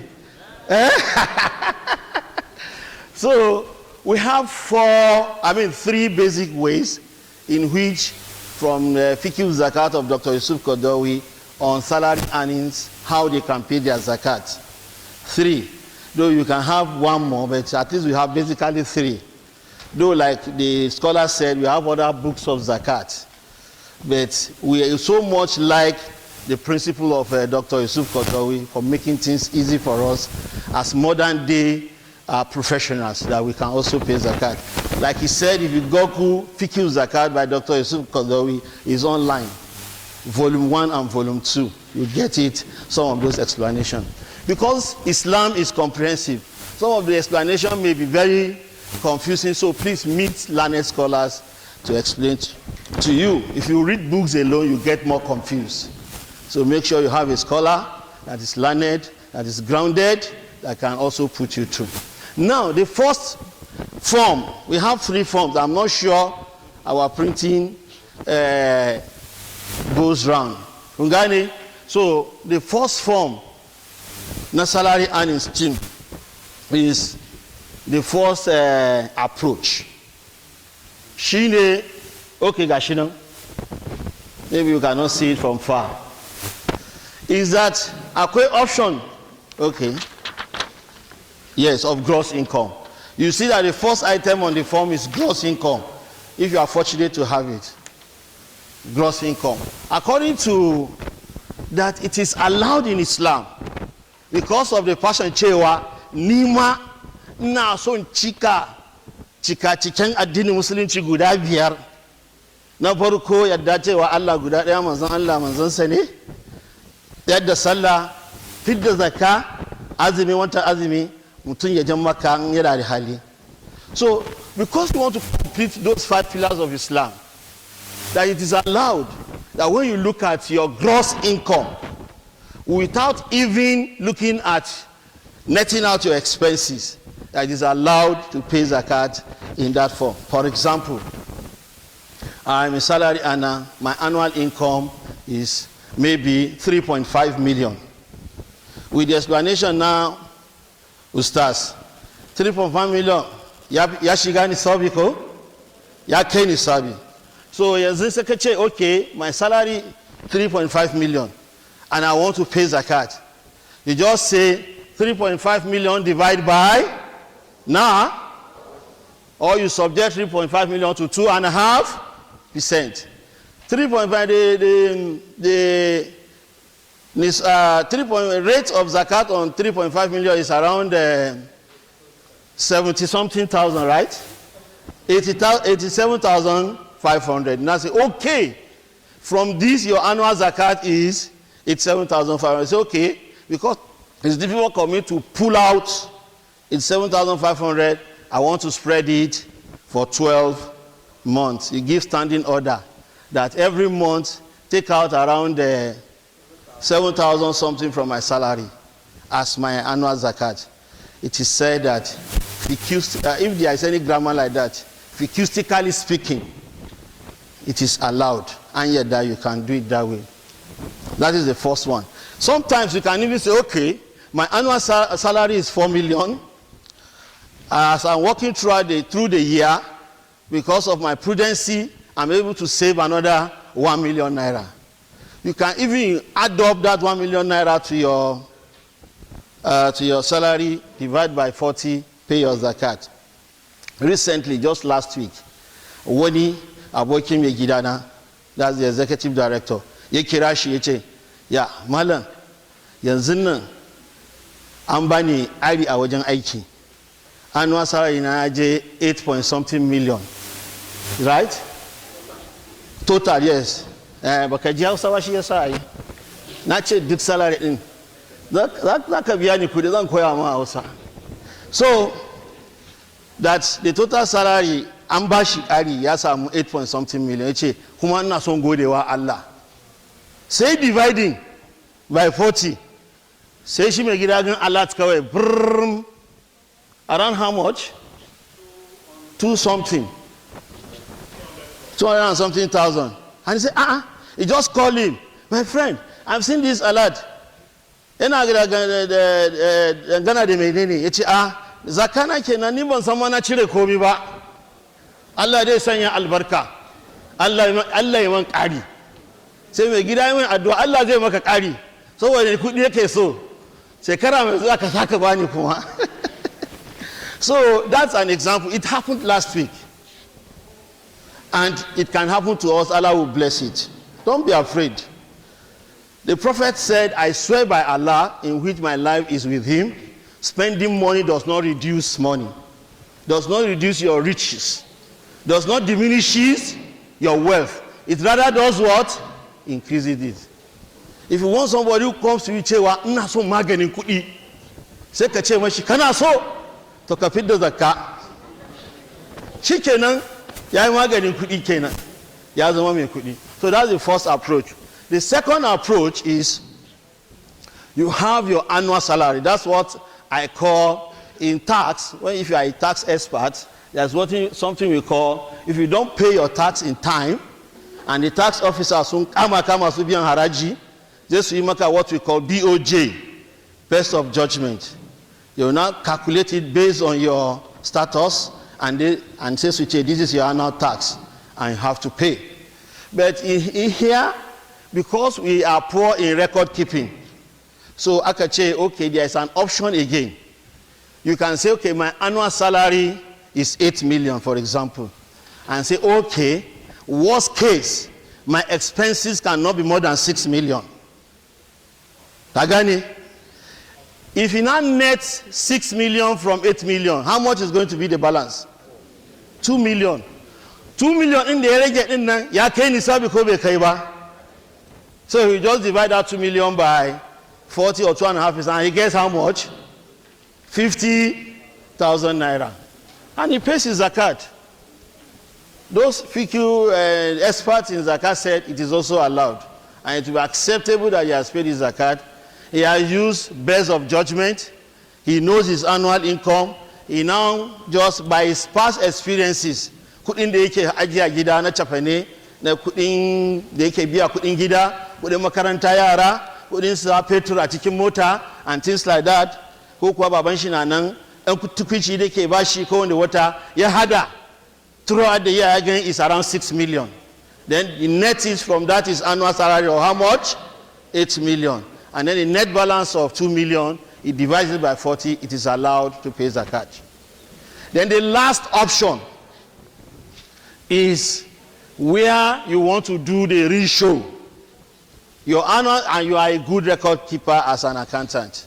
Your annual salary is 8 million, where you keep record of all your necessities that you have to do as a man at home.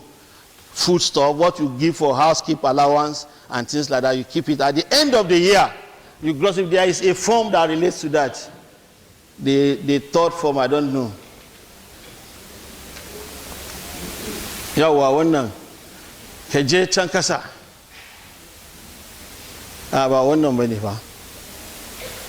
Okay. Je can kasa. Okay, I think akwai wani day. The first one, right? Say it should come down. No, je sama.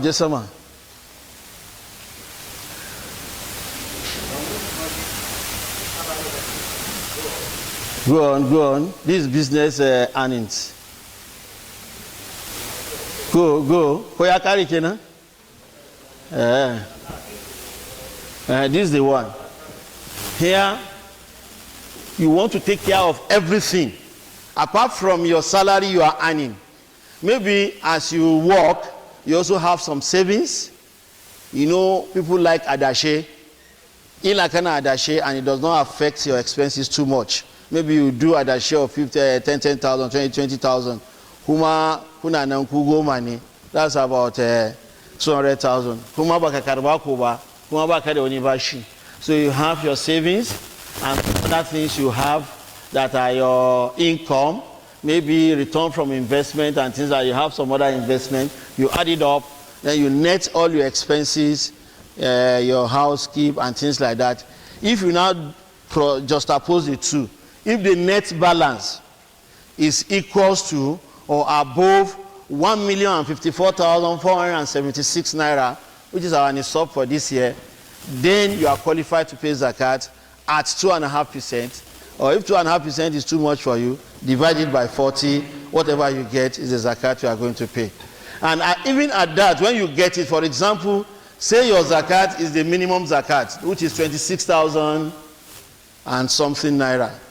You can also, if you feel that 26,000 is too big for you to pay at once, you can divide the 26,000 by 12 and then say that they should give a standing order that every month they should be removing 2,400 from your salary. At the end of the year, it will accumulate to your annual zakat. It is allowed to do it that way. So that is for us. But you see that Akwawa Insu, whether they earn 500,000, that should be a zakat, provided the man is doing his responsibility. That is our women. Suma momu si ematamu si they have to pay zakat because ba su ne za su biya kudin abinci ba ko kudin yara makaranta ba bukatan su bane sai dai su yi kwalliya su siya gold su ma mazan su kwalliya fa amma ma mazan wani ba su yi kwalliya su siya irin kayan na zamani din nan and things like that, takalma, bags. You know, our women love all those things. So, but the bottom line is that sooner they have more opportunities of paying zakat more than even win. There are some women sun tambaye ni cewa yan mata wasu na biyan zakani sai na ce yan mata ba za su shiga aljanna ba ne? Ranar aljanna kuwa ba so ku shiga aljanna ne? Ba mu shiga to. Allah ya ce wal mu'minuna wal mu'minat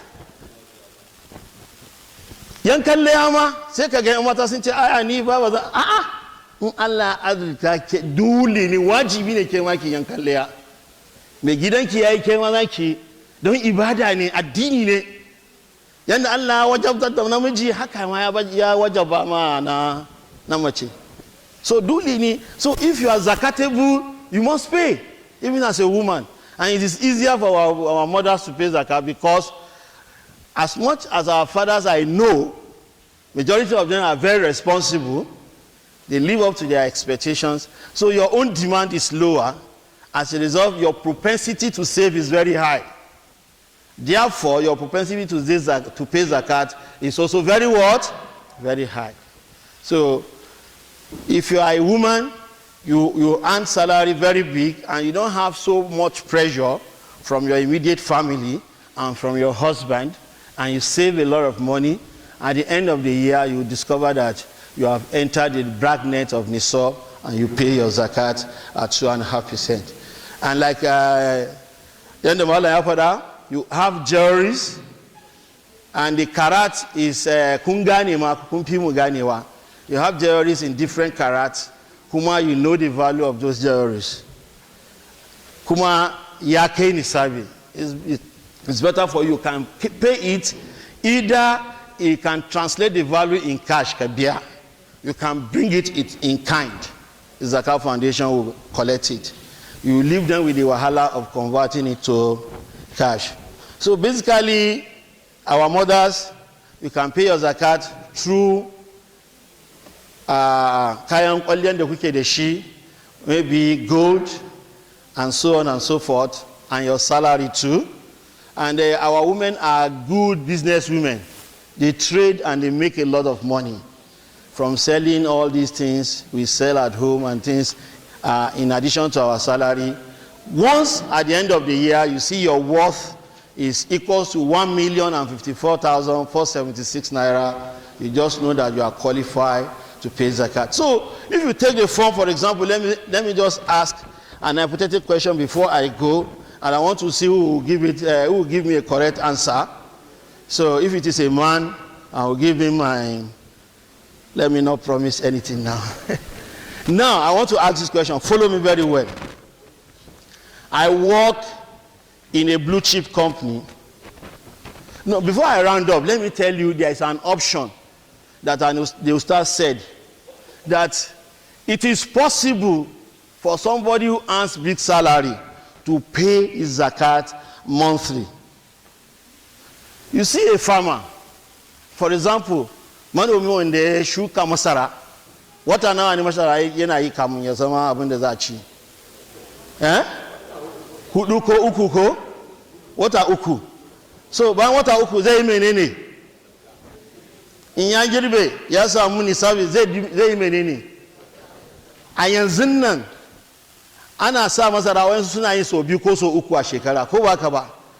In ya samu zaka na farkon da ya girbi, na biyu kuma ya samu nisabi zai biya zaka ko ba zai biya ba?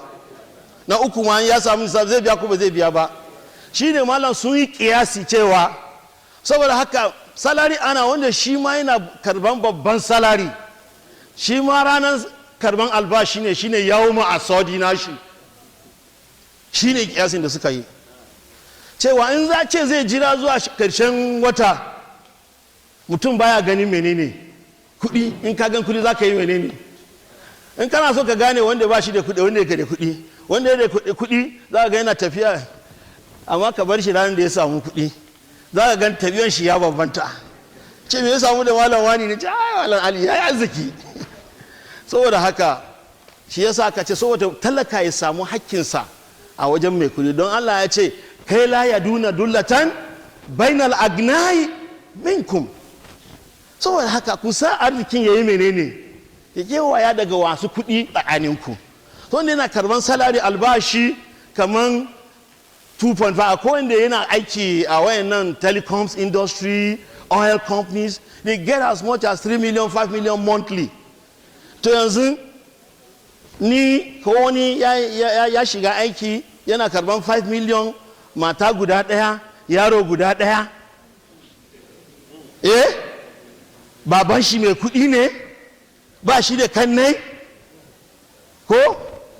kila shi ne autan gidan ma ya samu 5 million, to a takaice a wata na zai kashe duk 5 million din ne. He can also project that from this 5 million, worst case I will send 2 million on my expenses for the month, and then you have a balance of how much? I pay Zakat on 3 million, which is 75,000 naira.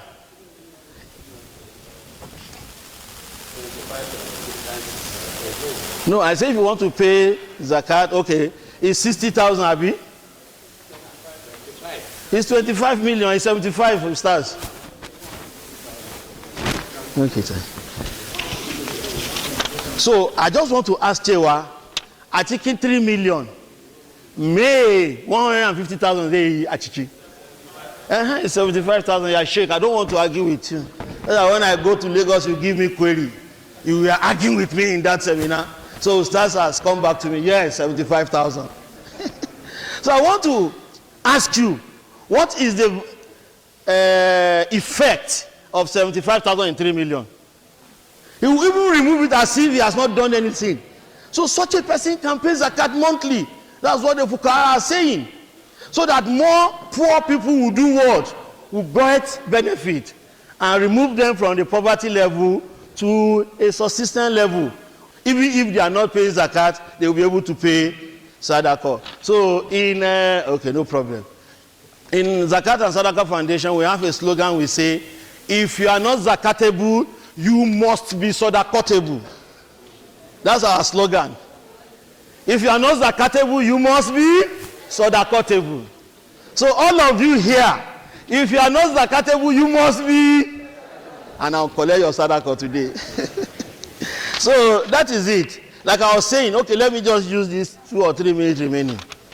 I work in a company. I earn 3 million naira every month.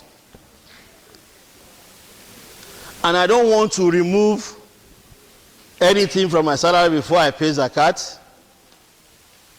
Number 1 question, how many options do I have to pay my Zakat? I work in a company, I earn 3 million, and I don't want to remove expenses before I pay Zakat. How many options do I have in paying my Zakat based on my explanation? Number 2, what is Zakat payable in both options selected? 1 minute. Let me give you 2 minutes to do it. I earn 3 million monthly. Let me assist us. 3 times 12 is? That means annually I'm earning how much? 36 million. And I'm earning it 3 million. Based on my explanation, you have to, you have some option you can pick from paying your Zakat. How many? Then from the 2 options, what will be your Zakat when you pick either of the options? First of all, do you have any person who can attempt the question? This is our mother. They love to pay Zakat. They want to be the inmate of Al-Jannah. Okay, let me pick my sister here.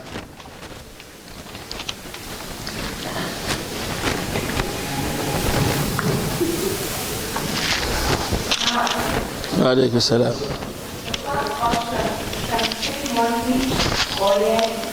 Takbir. Okay, now.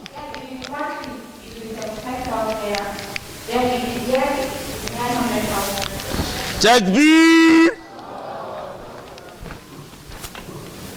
Ustaz, any? Alhamdulillah. So that means we are moving together. Yes, there could be, but those are the main 2 options. Jazakallah khairan. Ya Sheikh. So, Alhamdulillah. So, more will come when we have questions, and our staff in the house will handle it. Like I said, I'm only concerned about getting money, provided it is halal and is supported by fiqh and it's correct. And I've already promised I'll collect sadaqah from us before I go back to Lagos. Subhanaka Allahumma bihamdik. Ashhadu an la ilaha illa ant. Nastaghfiruka wa natubu ilayk. Subhana rabbika rabbil izzati amma yasifun. Wassalamu ala al-mursalin. Alhamdulillahi rabbil alamin. Allah Takbir. Allah Akbar. Alhamdulillah, that is a practical guide of how to calculate zakat by IMANABUTH. May Allah reward you. The next section is question and answer, but before we go into that, I would like to recognize the presence of Deputy Director, Nursing Services, in presence of AGM, Memuna. You're welcome, ma'am. Yes. So we are going straight to question, comments, and answer. We'll just pick, because it's time for prayer. So we'll just pick maybe a few questions, answer them, and we'll try to round up so that we can go and pray. So, yes. So after praying, we'll come back for our annual general meeting, inshallah.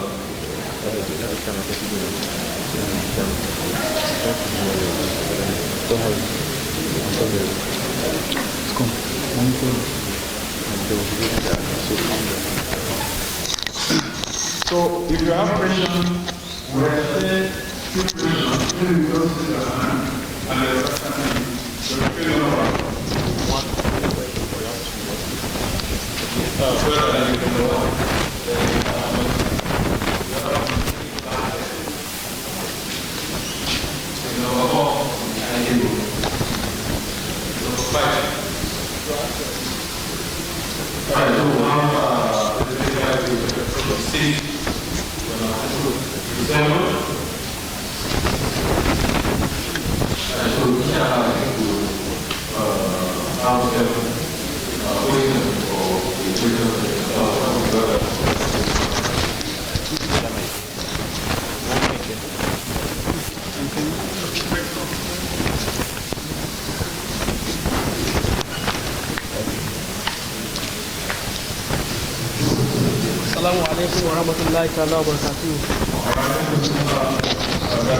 Sorry, my question goes like this. There's some people that has enough property that they cannot really access and gather the property in, like, they cannot really say how much their property is. The property is so much that they cannot really say this is their property and this is how the property goes. How are they going to do zakat on it? So next person. Next person.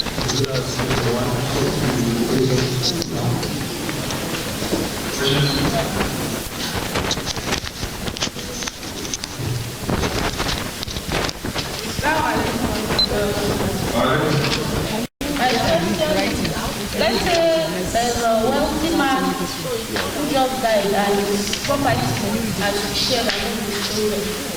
Then each child inherits 2 million in cash. Is the child going to take out the cash immediately from that 2 million, or he will remove all his expenses and what he needs, then later give the cash? Thank you very much.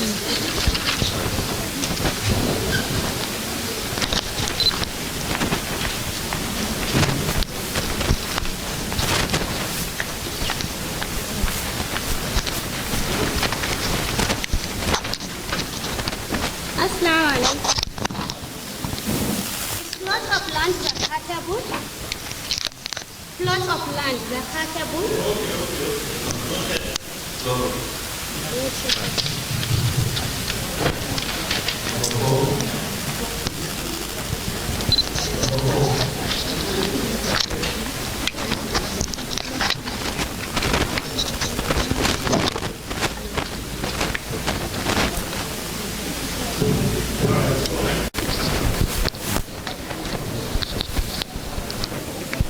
أعوذ بالله السميع العليم من الشيطان الرجيم بسم الله أولا وآخرا السلام عليكم ورحمة الله وبركاته. Inshallah, I will start from there. Sharing zakat between two recipients or giving it to one person only depends on the need of that recipient and depend on the decision of the distributing committee. So those panel, if after interview they found that the zakat could be shared between two recipients, they give it to two. If it is one person, they give it to one person. So in most cases, Zakat, demand for Zakat is usually more than what used to be on grant. Like this year, we said we distributed to about 2,000 plus. 2,000 recipients. Okay, yes. Over 2,000 recipients now. And the money is shared among those ones. That's to say, we consider the need before allotting certain amount to a particular recipient. Wallahu alam. Then, getting loan from bank, is our loan zakatable?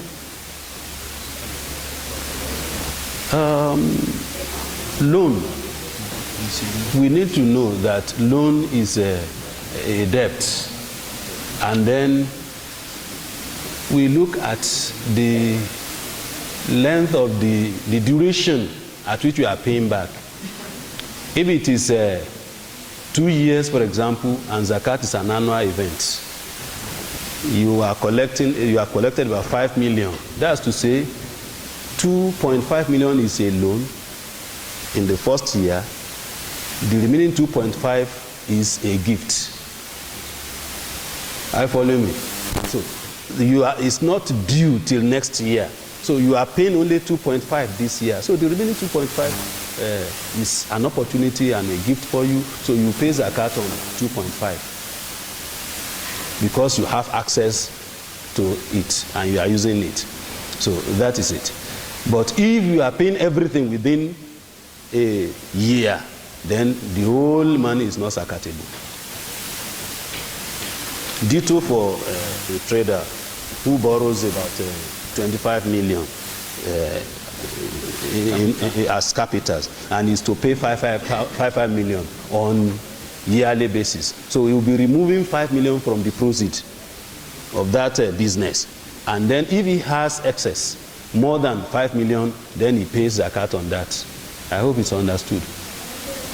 For example, again for accounting, shall I? Okay. For example, as an accountant, if you borrow 5 million naira, an accountant wants to prepare your annual account. In your profit and loss account, you only make provision for 2.5 million as an expense.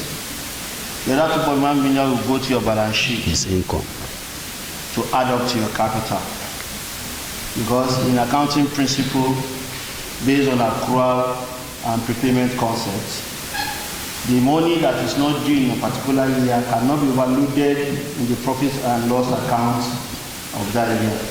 You borrow money on annuity for a building of 35 million, spread to be paid for 10 years. That means every year we pay 3.5 million. If the financial account wants to prepare your annual account, for that particular year is preparing your financial account, you will make provision for how much as your expense. 3.5 million. When you go to his profit and loss account, you say loan repayment in his profit and loss account is how much? 3.5 million. You cannot load the whole 35 million on a year of a loan you are going to pay for 10 years. In 10 years. That is the explanation and the principle of law. Then a salary earner who is earning about 3 million naira on a monthly basis and yet is in deficit. See, we need to consider how is he spending these 3 million? What are his expenses? There is what we call daruriyat wa hajiyat in Islam. That is basic needs and luxury. Your basic needs is your housekeep, for example, clothing materials, accommodation on your wife, the school fees, maintenance of your vehicle, you buy fuels, you service your vehicle. So all these are support for the relatives and so on and so forth. All these are basic expenses. But I'm earning 3 million naira. I want to change my car. See, I want to change my car. That is going to luxury. Some other people are hungry. They do not get they don't get means to their own basics. To eat, they want to eat. Or they are doing 010, or 1 or 0, 0, 0. Somehow 0, 0, 0. They don't have hope. They exist. And you are thinking of changing your car. You want to paint your house because Ramadan is fast approaching. These are luxuries. They are hajiyat, you need them, but they are not your basic needs. So you won't consider, so we consider how he spends these 3 million and then he's still reading deficit. So if he's mixing between the hajiyat and the daruriyat, which is basic necessity, and other wants, then we teach him or we educate him, we give him orientation of separating between the needs, the basic needs, and the luxury. So if you read Fiqh Zakat, chapter 9 is on basic salaries. It discusses all those things, the luxury, the needs, and the basic needs, and so on and so forth. So you get it there. Okay. See, we have practical questions. It's not about your belief and your relationship with God. Somebody came to our office sometimes ago. This guy in Lagos, his salary is about, total salary was about 4 million. And he was asking how much will I pay for Zakat. You are asking 4 million. Do rough estimate of how much will be your expenses for the year. He said, no.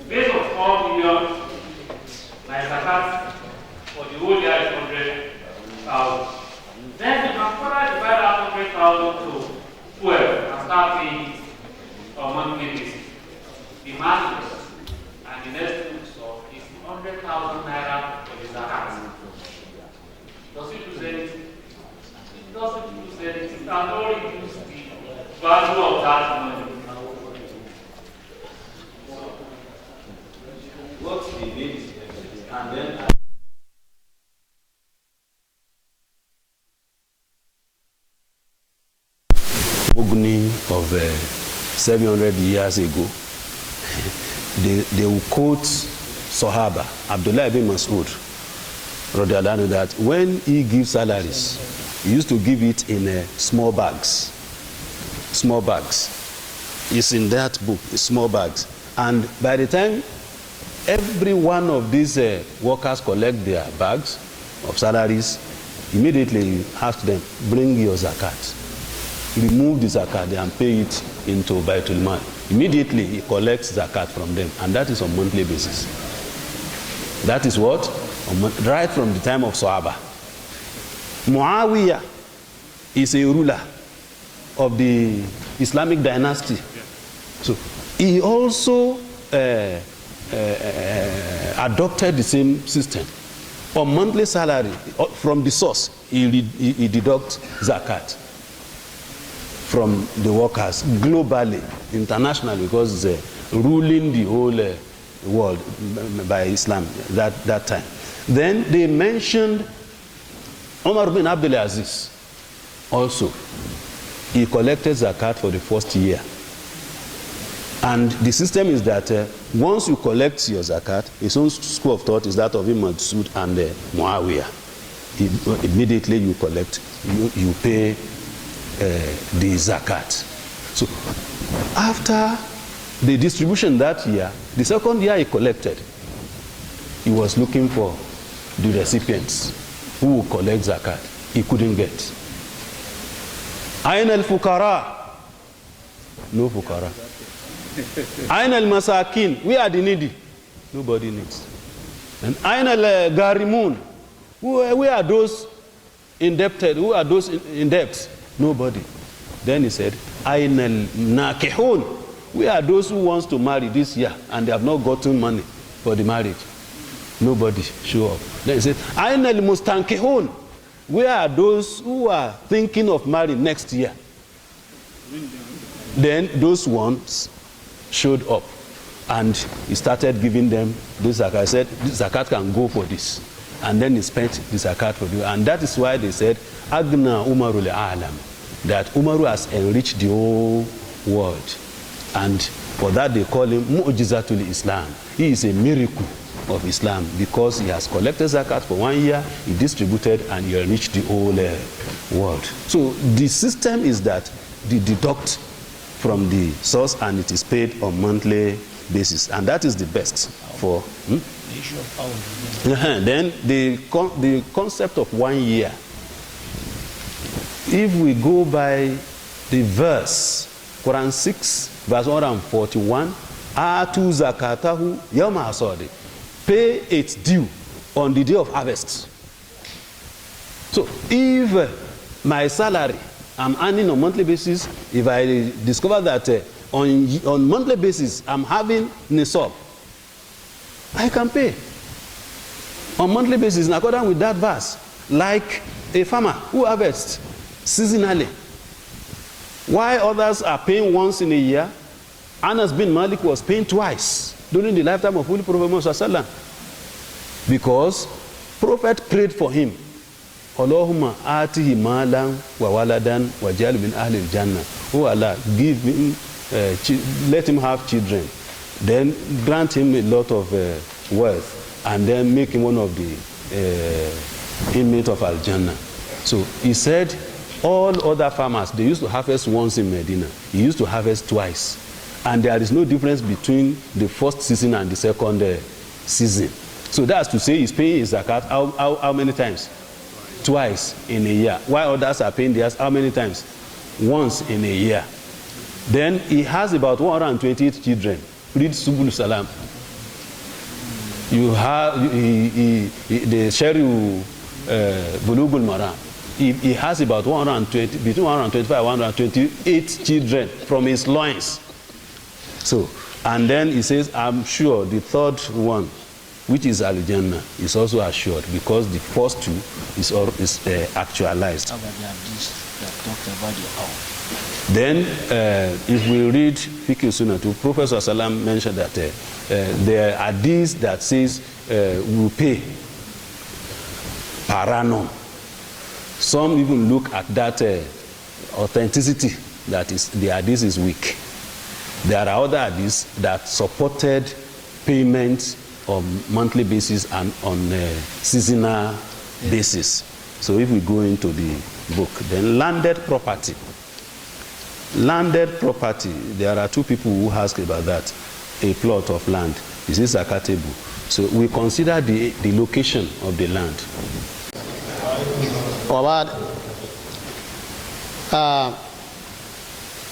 I would like to speak in Hausa because most of us here understand Hausa, and it is the language that I will control better in 1 minute to deliver my message. Zakka an yi maganganu da yawa kuma lokaci ba zai isa ba, amma dai ina da wasu observation. Dole ne mu yi supporting wannan propagation din na maganan fitar da zakka, wato kuma har ma maganan albashi. To amma sai dai ya kamata mu lalle mu tantance cewa wato akwai zakka na wajibi kamar da aka kira obligatory zakka da kuma non obligatory.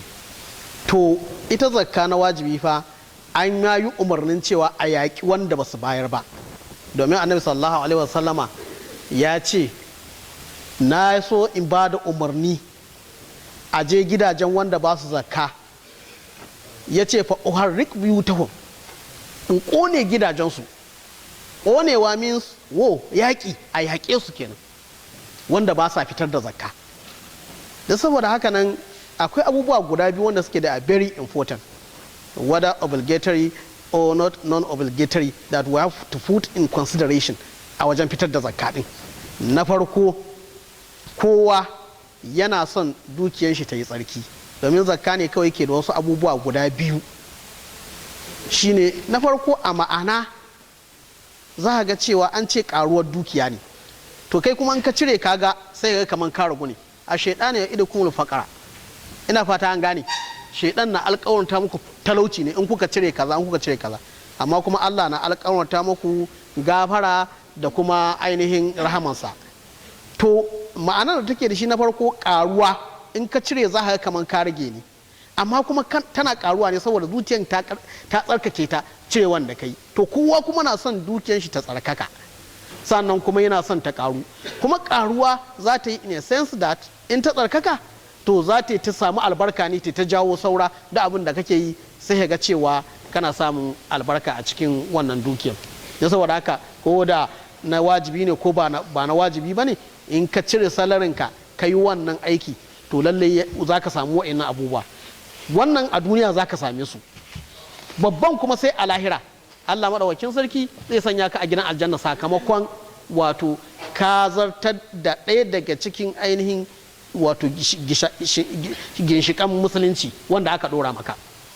To haka wannan yana da muhimmanci na farko mu kula da su a kai. Sannan zan ba da shawarwari kaman guda biyu a nan yawancin arewacinmu nan za a ga problem ɗinmu shine ba mu saba da kamar yadda su suka saba a can Lagos wajen irin wannan aikin da fitar da dukiya da ɗauni ba. Da saboda haka nan a can sun saba irin wannan program ɗin ya kamata mu kwaikwaye shi a yi shi. Kuma ina ba da shawara cewa ga ita wannan ainihin organization next time in za su yi kokari a samu dim kamar irin wannan ni nake tunani cewa ainihin proper zakka payment, ka gane, is a solution to the security challenges. Mu dunguru wannan don muka duba za ga cewa duk matsalolin da ake samu akwai contribution na rashin bada zakka a ciki. Yawancin matsalolin da muke yi ba lokaci ne na magana, amma dai an san inda na sa gaba da wannan abin din. So mu samu wannan a sa shi, kuma we should keep on in this awareness. To haka ina ba da shawara a yi wayannan, kuma akwai maganganu da yawa, amma dai kamar da aka ji malam ya fara faɗi, ni na rubuta littafi akan zakka guda 2 suna nan, duk wanda yake so insha Allahu in ya tuntube ni zai same su, ga sanan ma na ba wayannan kwamitin wato su kuma an kaddamar da su tun 2014 insha Allah. Wassalamu alaikum warahmatullahi ta'ala wa barakatuh.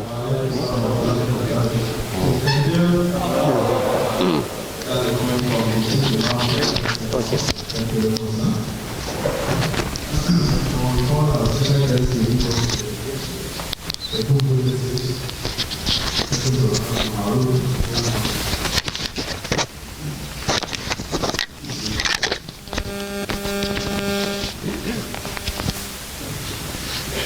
Assalamu alaikum warahmatullahi wabarakatuh. Da ya ce zan yi Google message, ce to kuma ai duk magana da ya yi din ma Google message ne amma sai ya ce sai na ƙara. So basically abinda nake so ina son yin godiya ga wannan cibiyar IMANABUTH branch. May Allah subhanahu wa ta'ala bless you and reward you abundantly and strengthen you and keep you together so that you can grow from strength to strength. You are rendering invaluable services to the community and to the nation at large. I pray Almighty Allah to reward you abundantly and also keep your feet firm on this path, because it's a very, very great task. Some people will ask cewa me shafi likita da maganan zakka ko maganan siyasa, bai ba da allura da magani ne kawai ba. Amma shi ma has responsibility to also contribute to the development of the society. Therefore, I pray Almighty Allah to reward you abundantly. I also appreciate our contribution. Like I said, lokacin da nake so yi magana cewa akan maganan PQ ana samu barbare ko ya za sa a ya faɗa differences of opinion. But the most important thing is that just make sure you have a reason or an evidence, a hujjah of what you are doing. Don't do it with your rayu. Don't use kitab al-ras. So the other party also arguing with you, don't see him as your enemy. He has a point and he has his own basis and he has his own reference. So Allah, if he says, okay, me, I'm standing by this opinion and school of thought, no fight. If you say, me, I'm starting by this school of opinion, no, provided your own, the true intention are for progress and good. Wallah. Even the Sahabas of Prophet Sallallahu, they have differences of opinion, but that never derailed them from the path of Allah. Me, that is my own Sheila and campaign, always where I find myself. Nobody is an island of knowledge. We are your own knowledge stands, somebody's start. So if you say, I have, so just listen. So I appreciate my doctor for his contribution, and definitely there are sources, books that also assert what he's also saying. And the same thing with your stars. The most important thing we want is that we want our own orientation, our fiqh al-awiyat, fiqh of zakat, about our modern day transaction that was not available during the period of Prophet Sallam, that we should also know how can we key it into things that will not negate the fundamental principle of Islam. That is very important. So I pray Almighty Allah to reward us, and also those of us that have contributed. Lastly, before I go, the question on juries, like Prof was telling me, that it's not as if the lady or the mother that was asking does not know that she has to pay zakat on gold or debit. In what form? Is it with cash, co-prof, or in kind? So Malan Yache is both. If you can equate it, probably the kike weight in about in the gold in some maybe 100 grams, which is already above nisab. Then you find what is the percentage on that 100 is 2.5. And maybe the value of that 2.5 is just the one earring. So it's either you look for the value of that one earring in the market, maybe 30,000, maybe 25,000, maybe 40,000. You can now pay it in cash, or you go to the zakat body. These are my 2 earrings that equals the value of my zakat this year. So the zakat body will see what they will use it to do. Either they assist you in converting it to cash so that I can assist somebody. So, or somebody who wants to marry, but the earlier, so he can come to the zakat body. The zakat body may not give her cash, may give her those jewelry to Kema Gashi. So the meeting again so it's possible. So that you can use either. The zakat body will know how to assist you in disbursing it. May Almighty Allah reward us abundantly for this great job. Assalamu alaikum wa rahmatullahi ta'ala wa barakatuh.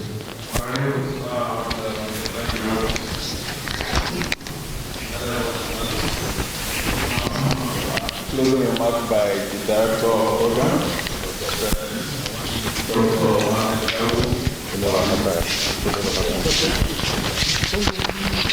Brought some question that you can help us answer. What's the question?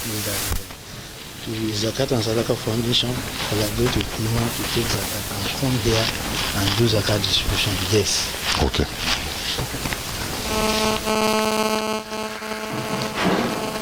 Alhamdulillah. Salatu wassalamu ala Sayyidina Muhammadin wa ala alihi wa sahbihi wa sallam wa ba'd. Assalamu alaikum wa rahmatullahi wa barakatuh. Alhamdulillah, I want to believe we have benefited maximally from the program, and may Allah increase our speakers in knowledge. I want to believe we have understood Zakah more, and of course, irrespective of where you stand on the issue, just like the operation manager say, we must search for knowledge and take decision based on adequate and correct information. On the issue of collaboration between IMANABUTH and the Zakat and Sadaqah Foundation, inshallah, we have started this partnership, and this partnership for good. And of course, if you pay your zakat to them, definitely they will come here to do the distribution to people that need it. All right? Inshallah. Are we together? Yes. So one thing is that we will not chain us. We will ensure that everything goes. They've been doing a good job, and we too are doing a good job here. I'm sure they too, they are impressed with the level of our organization. Yes, so we are not jokers. When they came last year requesting that we hold a joint program, we said it's better we hold it in the health week. I'm sure they will have seen a lot of benefit to that. This is just a reminder to us that, you see, as Muslims, you can see where collaboration is coming from Lagos. What about our bodies that we have up here? You see, we got to do more. We have NGOs. We have to link up more and more people to see how we work together to improve the Ummah. Are we together? And because, like I said yesterday, either we like it or not, yes, they have come to present their own programs. But we also, in the past, I remember we gave opportunity to some organizations to present their programs. Jai's Bank came here, presented program, and never gave us one kobo. Yes, though we're not very smart then anyway. No, it's true. Because we're so innocent that a whole bank would come and use us as guinea pigs and went away without putting down one kobo for the programs of the Ummah. But in their own case, I remember I continued sending message to the executive director and putting query, fund, until I received a lot of the 500,000 naira. Then I said, Alhamdulillah, now you have paid your own quota. So La yuldagul mu'min min jurfin wahid maratayn. A believer is not beaten twice from the same hole. So we've been beaten before. And at least that has also contributed partly to the money used in running the programs of production. Then he said the cost of production is 1.2, and I said that's what we're going to pay. So make 150 copies. So he said today is no profit. I said no problem, may Allah reward you. You have profit with Allah. Yes. So no, it's true. Because when people ask questions, you must give them the answer. I don't believe in murmurings, and I don't believe in not answering people's queries. So you have queries, you raise it, we'll answer it, inshallah. Because there is nothing to hide. I continue saying it, nothing to hide. So that is the reason. So if you did not get a copy, we are sorry. If you got a copy, alhamdulillah. And we did not share the 150. That's just common. Because we have people also from different organizations that gave 1,000, 5,000, 10,000. Copies of this brochure has to be given back to them. Is that not so? So because of that, I had to order the unit to keep some copies down for those people who are not here and who are equally very important. Are we together? So we're very sorry. Inshallah, the next program, we will try to produce more. But then you too will understand why all these contributions are necessary in running programs. Yes, may Allah make it easy for us. May Allah increase us in His blessings. So please, you calculate your zakah and know how to pay it. Tomorrow, inshallah, is the orphanage program. I will talk about that. We will have the khutbah talk here on care of orphans, and thereafter we move to Aitam College. Of course, Aitam College is a small place, so it is not a program that everybody must be. Because they themselves, they have their population. So the population we are taking there should not be up to 100 actually to contain us there. So we're not going to be too much emphatic on pulling everybody to Aitam College because of the space they have within their place. But notwithstanding, of course, people that the Prophet ﷺ said, any house that has an orphan in it and is being treated well, that house is blessed. Go back, Kabani. And in fact, when I read one hadith, though, he said you put your hand on the head of an orphan. He said Allah would reward you.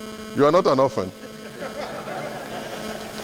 He said Allah will reward you the number of hairs on the head of that child.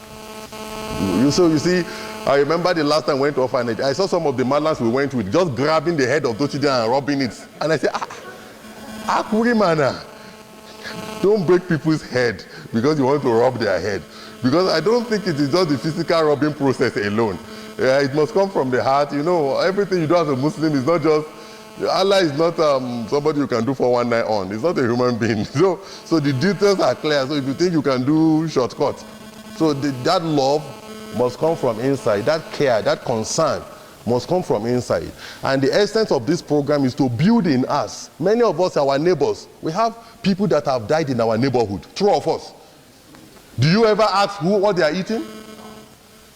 Some of us, we have neighbors that the husbands have died. All what you are interested in is to marry the wife. And because the woman, you were going there with Goni, Gari, Daya, you were going there, the people thought you were very good. Then when you told the woman that you want to marry and she said no, you ran away. You stopped. You saw the children, or you see the children, you ran away. You see, or some people, once their friend dies, they cut their total relationship with that family. They don't even follow that side again so that they won't see. It is a reminder. So it is not about ITAM College as a college on its own. At least they have been salvaged to some extent. But what about those people that are beside us that are in terrible poverty? Are we together? So as Muslims, let us start planning accommodating. Even if you will not put him or her inside your house, let us show mercy. And remember, just like what the Prophet ﷺ used to say, if you two were to die, what do you think will happen to those ones? Is that not so? And remember, when you are good, Allah will be good to your children. You remember that ayah in Surah Al-Kahf? I will not go into because I'm not to give lecture. But one thing they said, wa abuhuma salihah. Do you remember that small part? Wa abuhuma salihah. Are those parents alive again? No, they are dead. But Allah subhanahu wa ta'ala kept his promise. Their parents were righteous, good to others. Even now that the parents are no more alive, Allah is protecting those children. Can you imagine? And that is the truth. So do not think nobody knows who is next here. Do you know who is next? Nobody knows. We're all praying, oh Allah, I want to live for 200 years. Amen. I want to live for 150 years. Amen. But do you know the Amen that Allah says Amen to? You don't know. So if it is you, what happens to the baby or babies you are leaving behind if you have never shown mercy to another person's babies? And remember, even if they should carry all your wealth after you died and distribute it to orphans, the reward is not coming to you. It's coming to the owners of the wealth now. It is what you give when you own it. Once you are dying, in fact, even before your death, the Prophet ﷺ said it, when you are already dying and you are coming to say, distribute this, it is no more for you. It belongs to your ears now. In fact, they will say, Daddy, please stop. You know, because you want to die, you want to finish distributing these things. This is now our own. So you better give out when you are healthy and in control, and not when they're already calculating even the dress on your neck, you are vomiting. They know that this dress is expensive. The mama will say, please let us remove it so that it doesn't stay into the vomitors. Bashike number. Bashike number. That is the end of the story. Now you now want to donate to Iman at that point, but you can't talk again. One man died in Kano. They were distributing his wealth, millions. Then they told the children that the father is owing 3 million. One of the sons said, this money is for them and it is not for paying loans. They refused that money should be used to pay that loan. So what am I saying? It is when you are alive now that you have control of these things. Once you get sick and they discover that this sickness is likely leading to the other kingdom, you are gone. Somebody will quickly steal your camera. Somebody will go and hide the key of the motor. Somebody will, even where Sharia is known, we know what happens. Not to talk of where there is no Sharia at all. Are we together? So please, while we are alive, let's try our best. Nobody is too young here to die, and nobody is too old to die. Death is not a function of age. True or false? Very good. So if you are looking at the people with white hair, they are the ones that will go first. You are deceiving yourself. You will see people with completely black going earlier. No be so? So it is not a function of age, but let us spend the life we are spending, let it be quality life. You are spending your life for Allah. And remember, وَأَنْ لَيْسَ لِلْإِنسَانِ إِلَّا مَا سَعَى وَأَنَّ سَعْيَهُ سَوْفَ يُرَى ثُمَّ يُجْزَى جَزَاءَ الْأَوْفَى. Go back, Amani. That is Surah Al-Najm, chapter 53, verses 38 to 41. You have nothing except what you struggle for. You have nothing except what you struggle for. And what is this thing you struggle for? You pay the Zakat, you pray the Salah, you fast the Ramadan, etc. So these programs are not just there because of annual week. No, they are there so that it can change us. Are we together? And I pray that the good will happen to all of us. So when after, I'm sure the PRS announced earlier, we will say our salah and then we'll continue our AGM where people that come for Zakat program can go their own way. May Allah make it easy for us. Assalamu alaikum wa rahmatullahi wa barakatuh. I must remember something. You remember 000-3311-710, cool? If you are a student and you have not paid 200 naira to Jai's bank account, let me see your hand. Let me see your hand. Be truthful and honest. And if you have eaten our donut and you have not paid your 500 as a casual worker, let me see your hand. Nobody will show hand now. No, I can see some honest people showing their hands. Some people are hiding. Now let me now tell you. It is not too late. It is not too what? MashaAllah.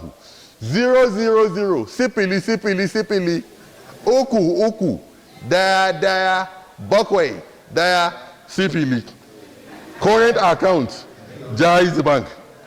In kasa itewa bakabiyawa, yanzu, ayi transfer mana. Ina patangani, MashaAllah. 000-3311-710. Jai's Bank is current account. Just do the transfer now. You can transfer 210 naira back home, but at least you have contributed to the process. But the higher the contribution, the better, because it is a percentage of what you have. If you contribute 200 naira out of 500 naira, you are better than me if I have 10,000 and I contribute 200 naira from it. True of us. So we are different. So regarding what you have in the store, donate generously. May Allah make it easy for us. Assalamu alaikum. Hey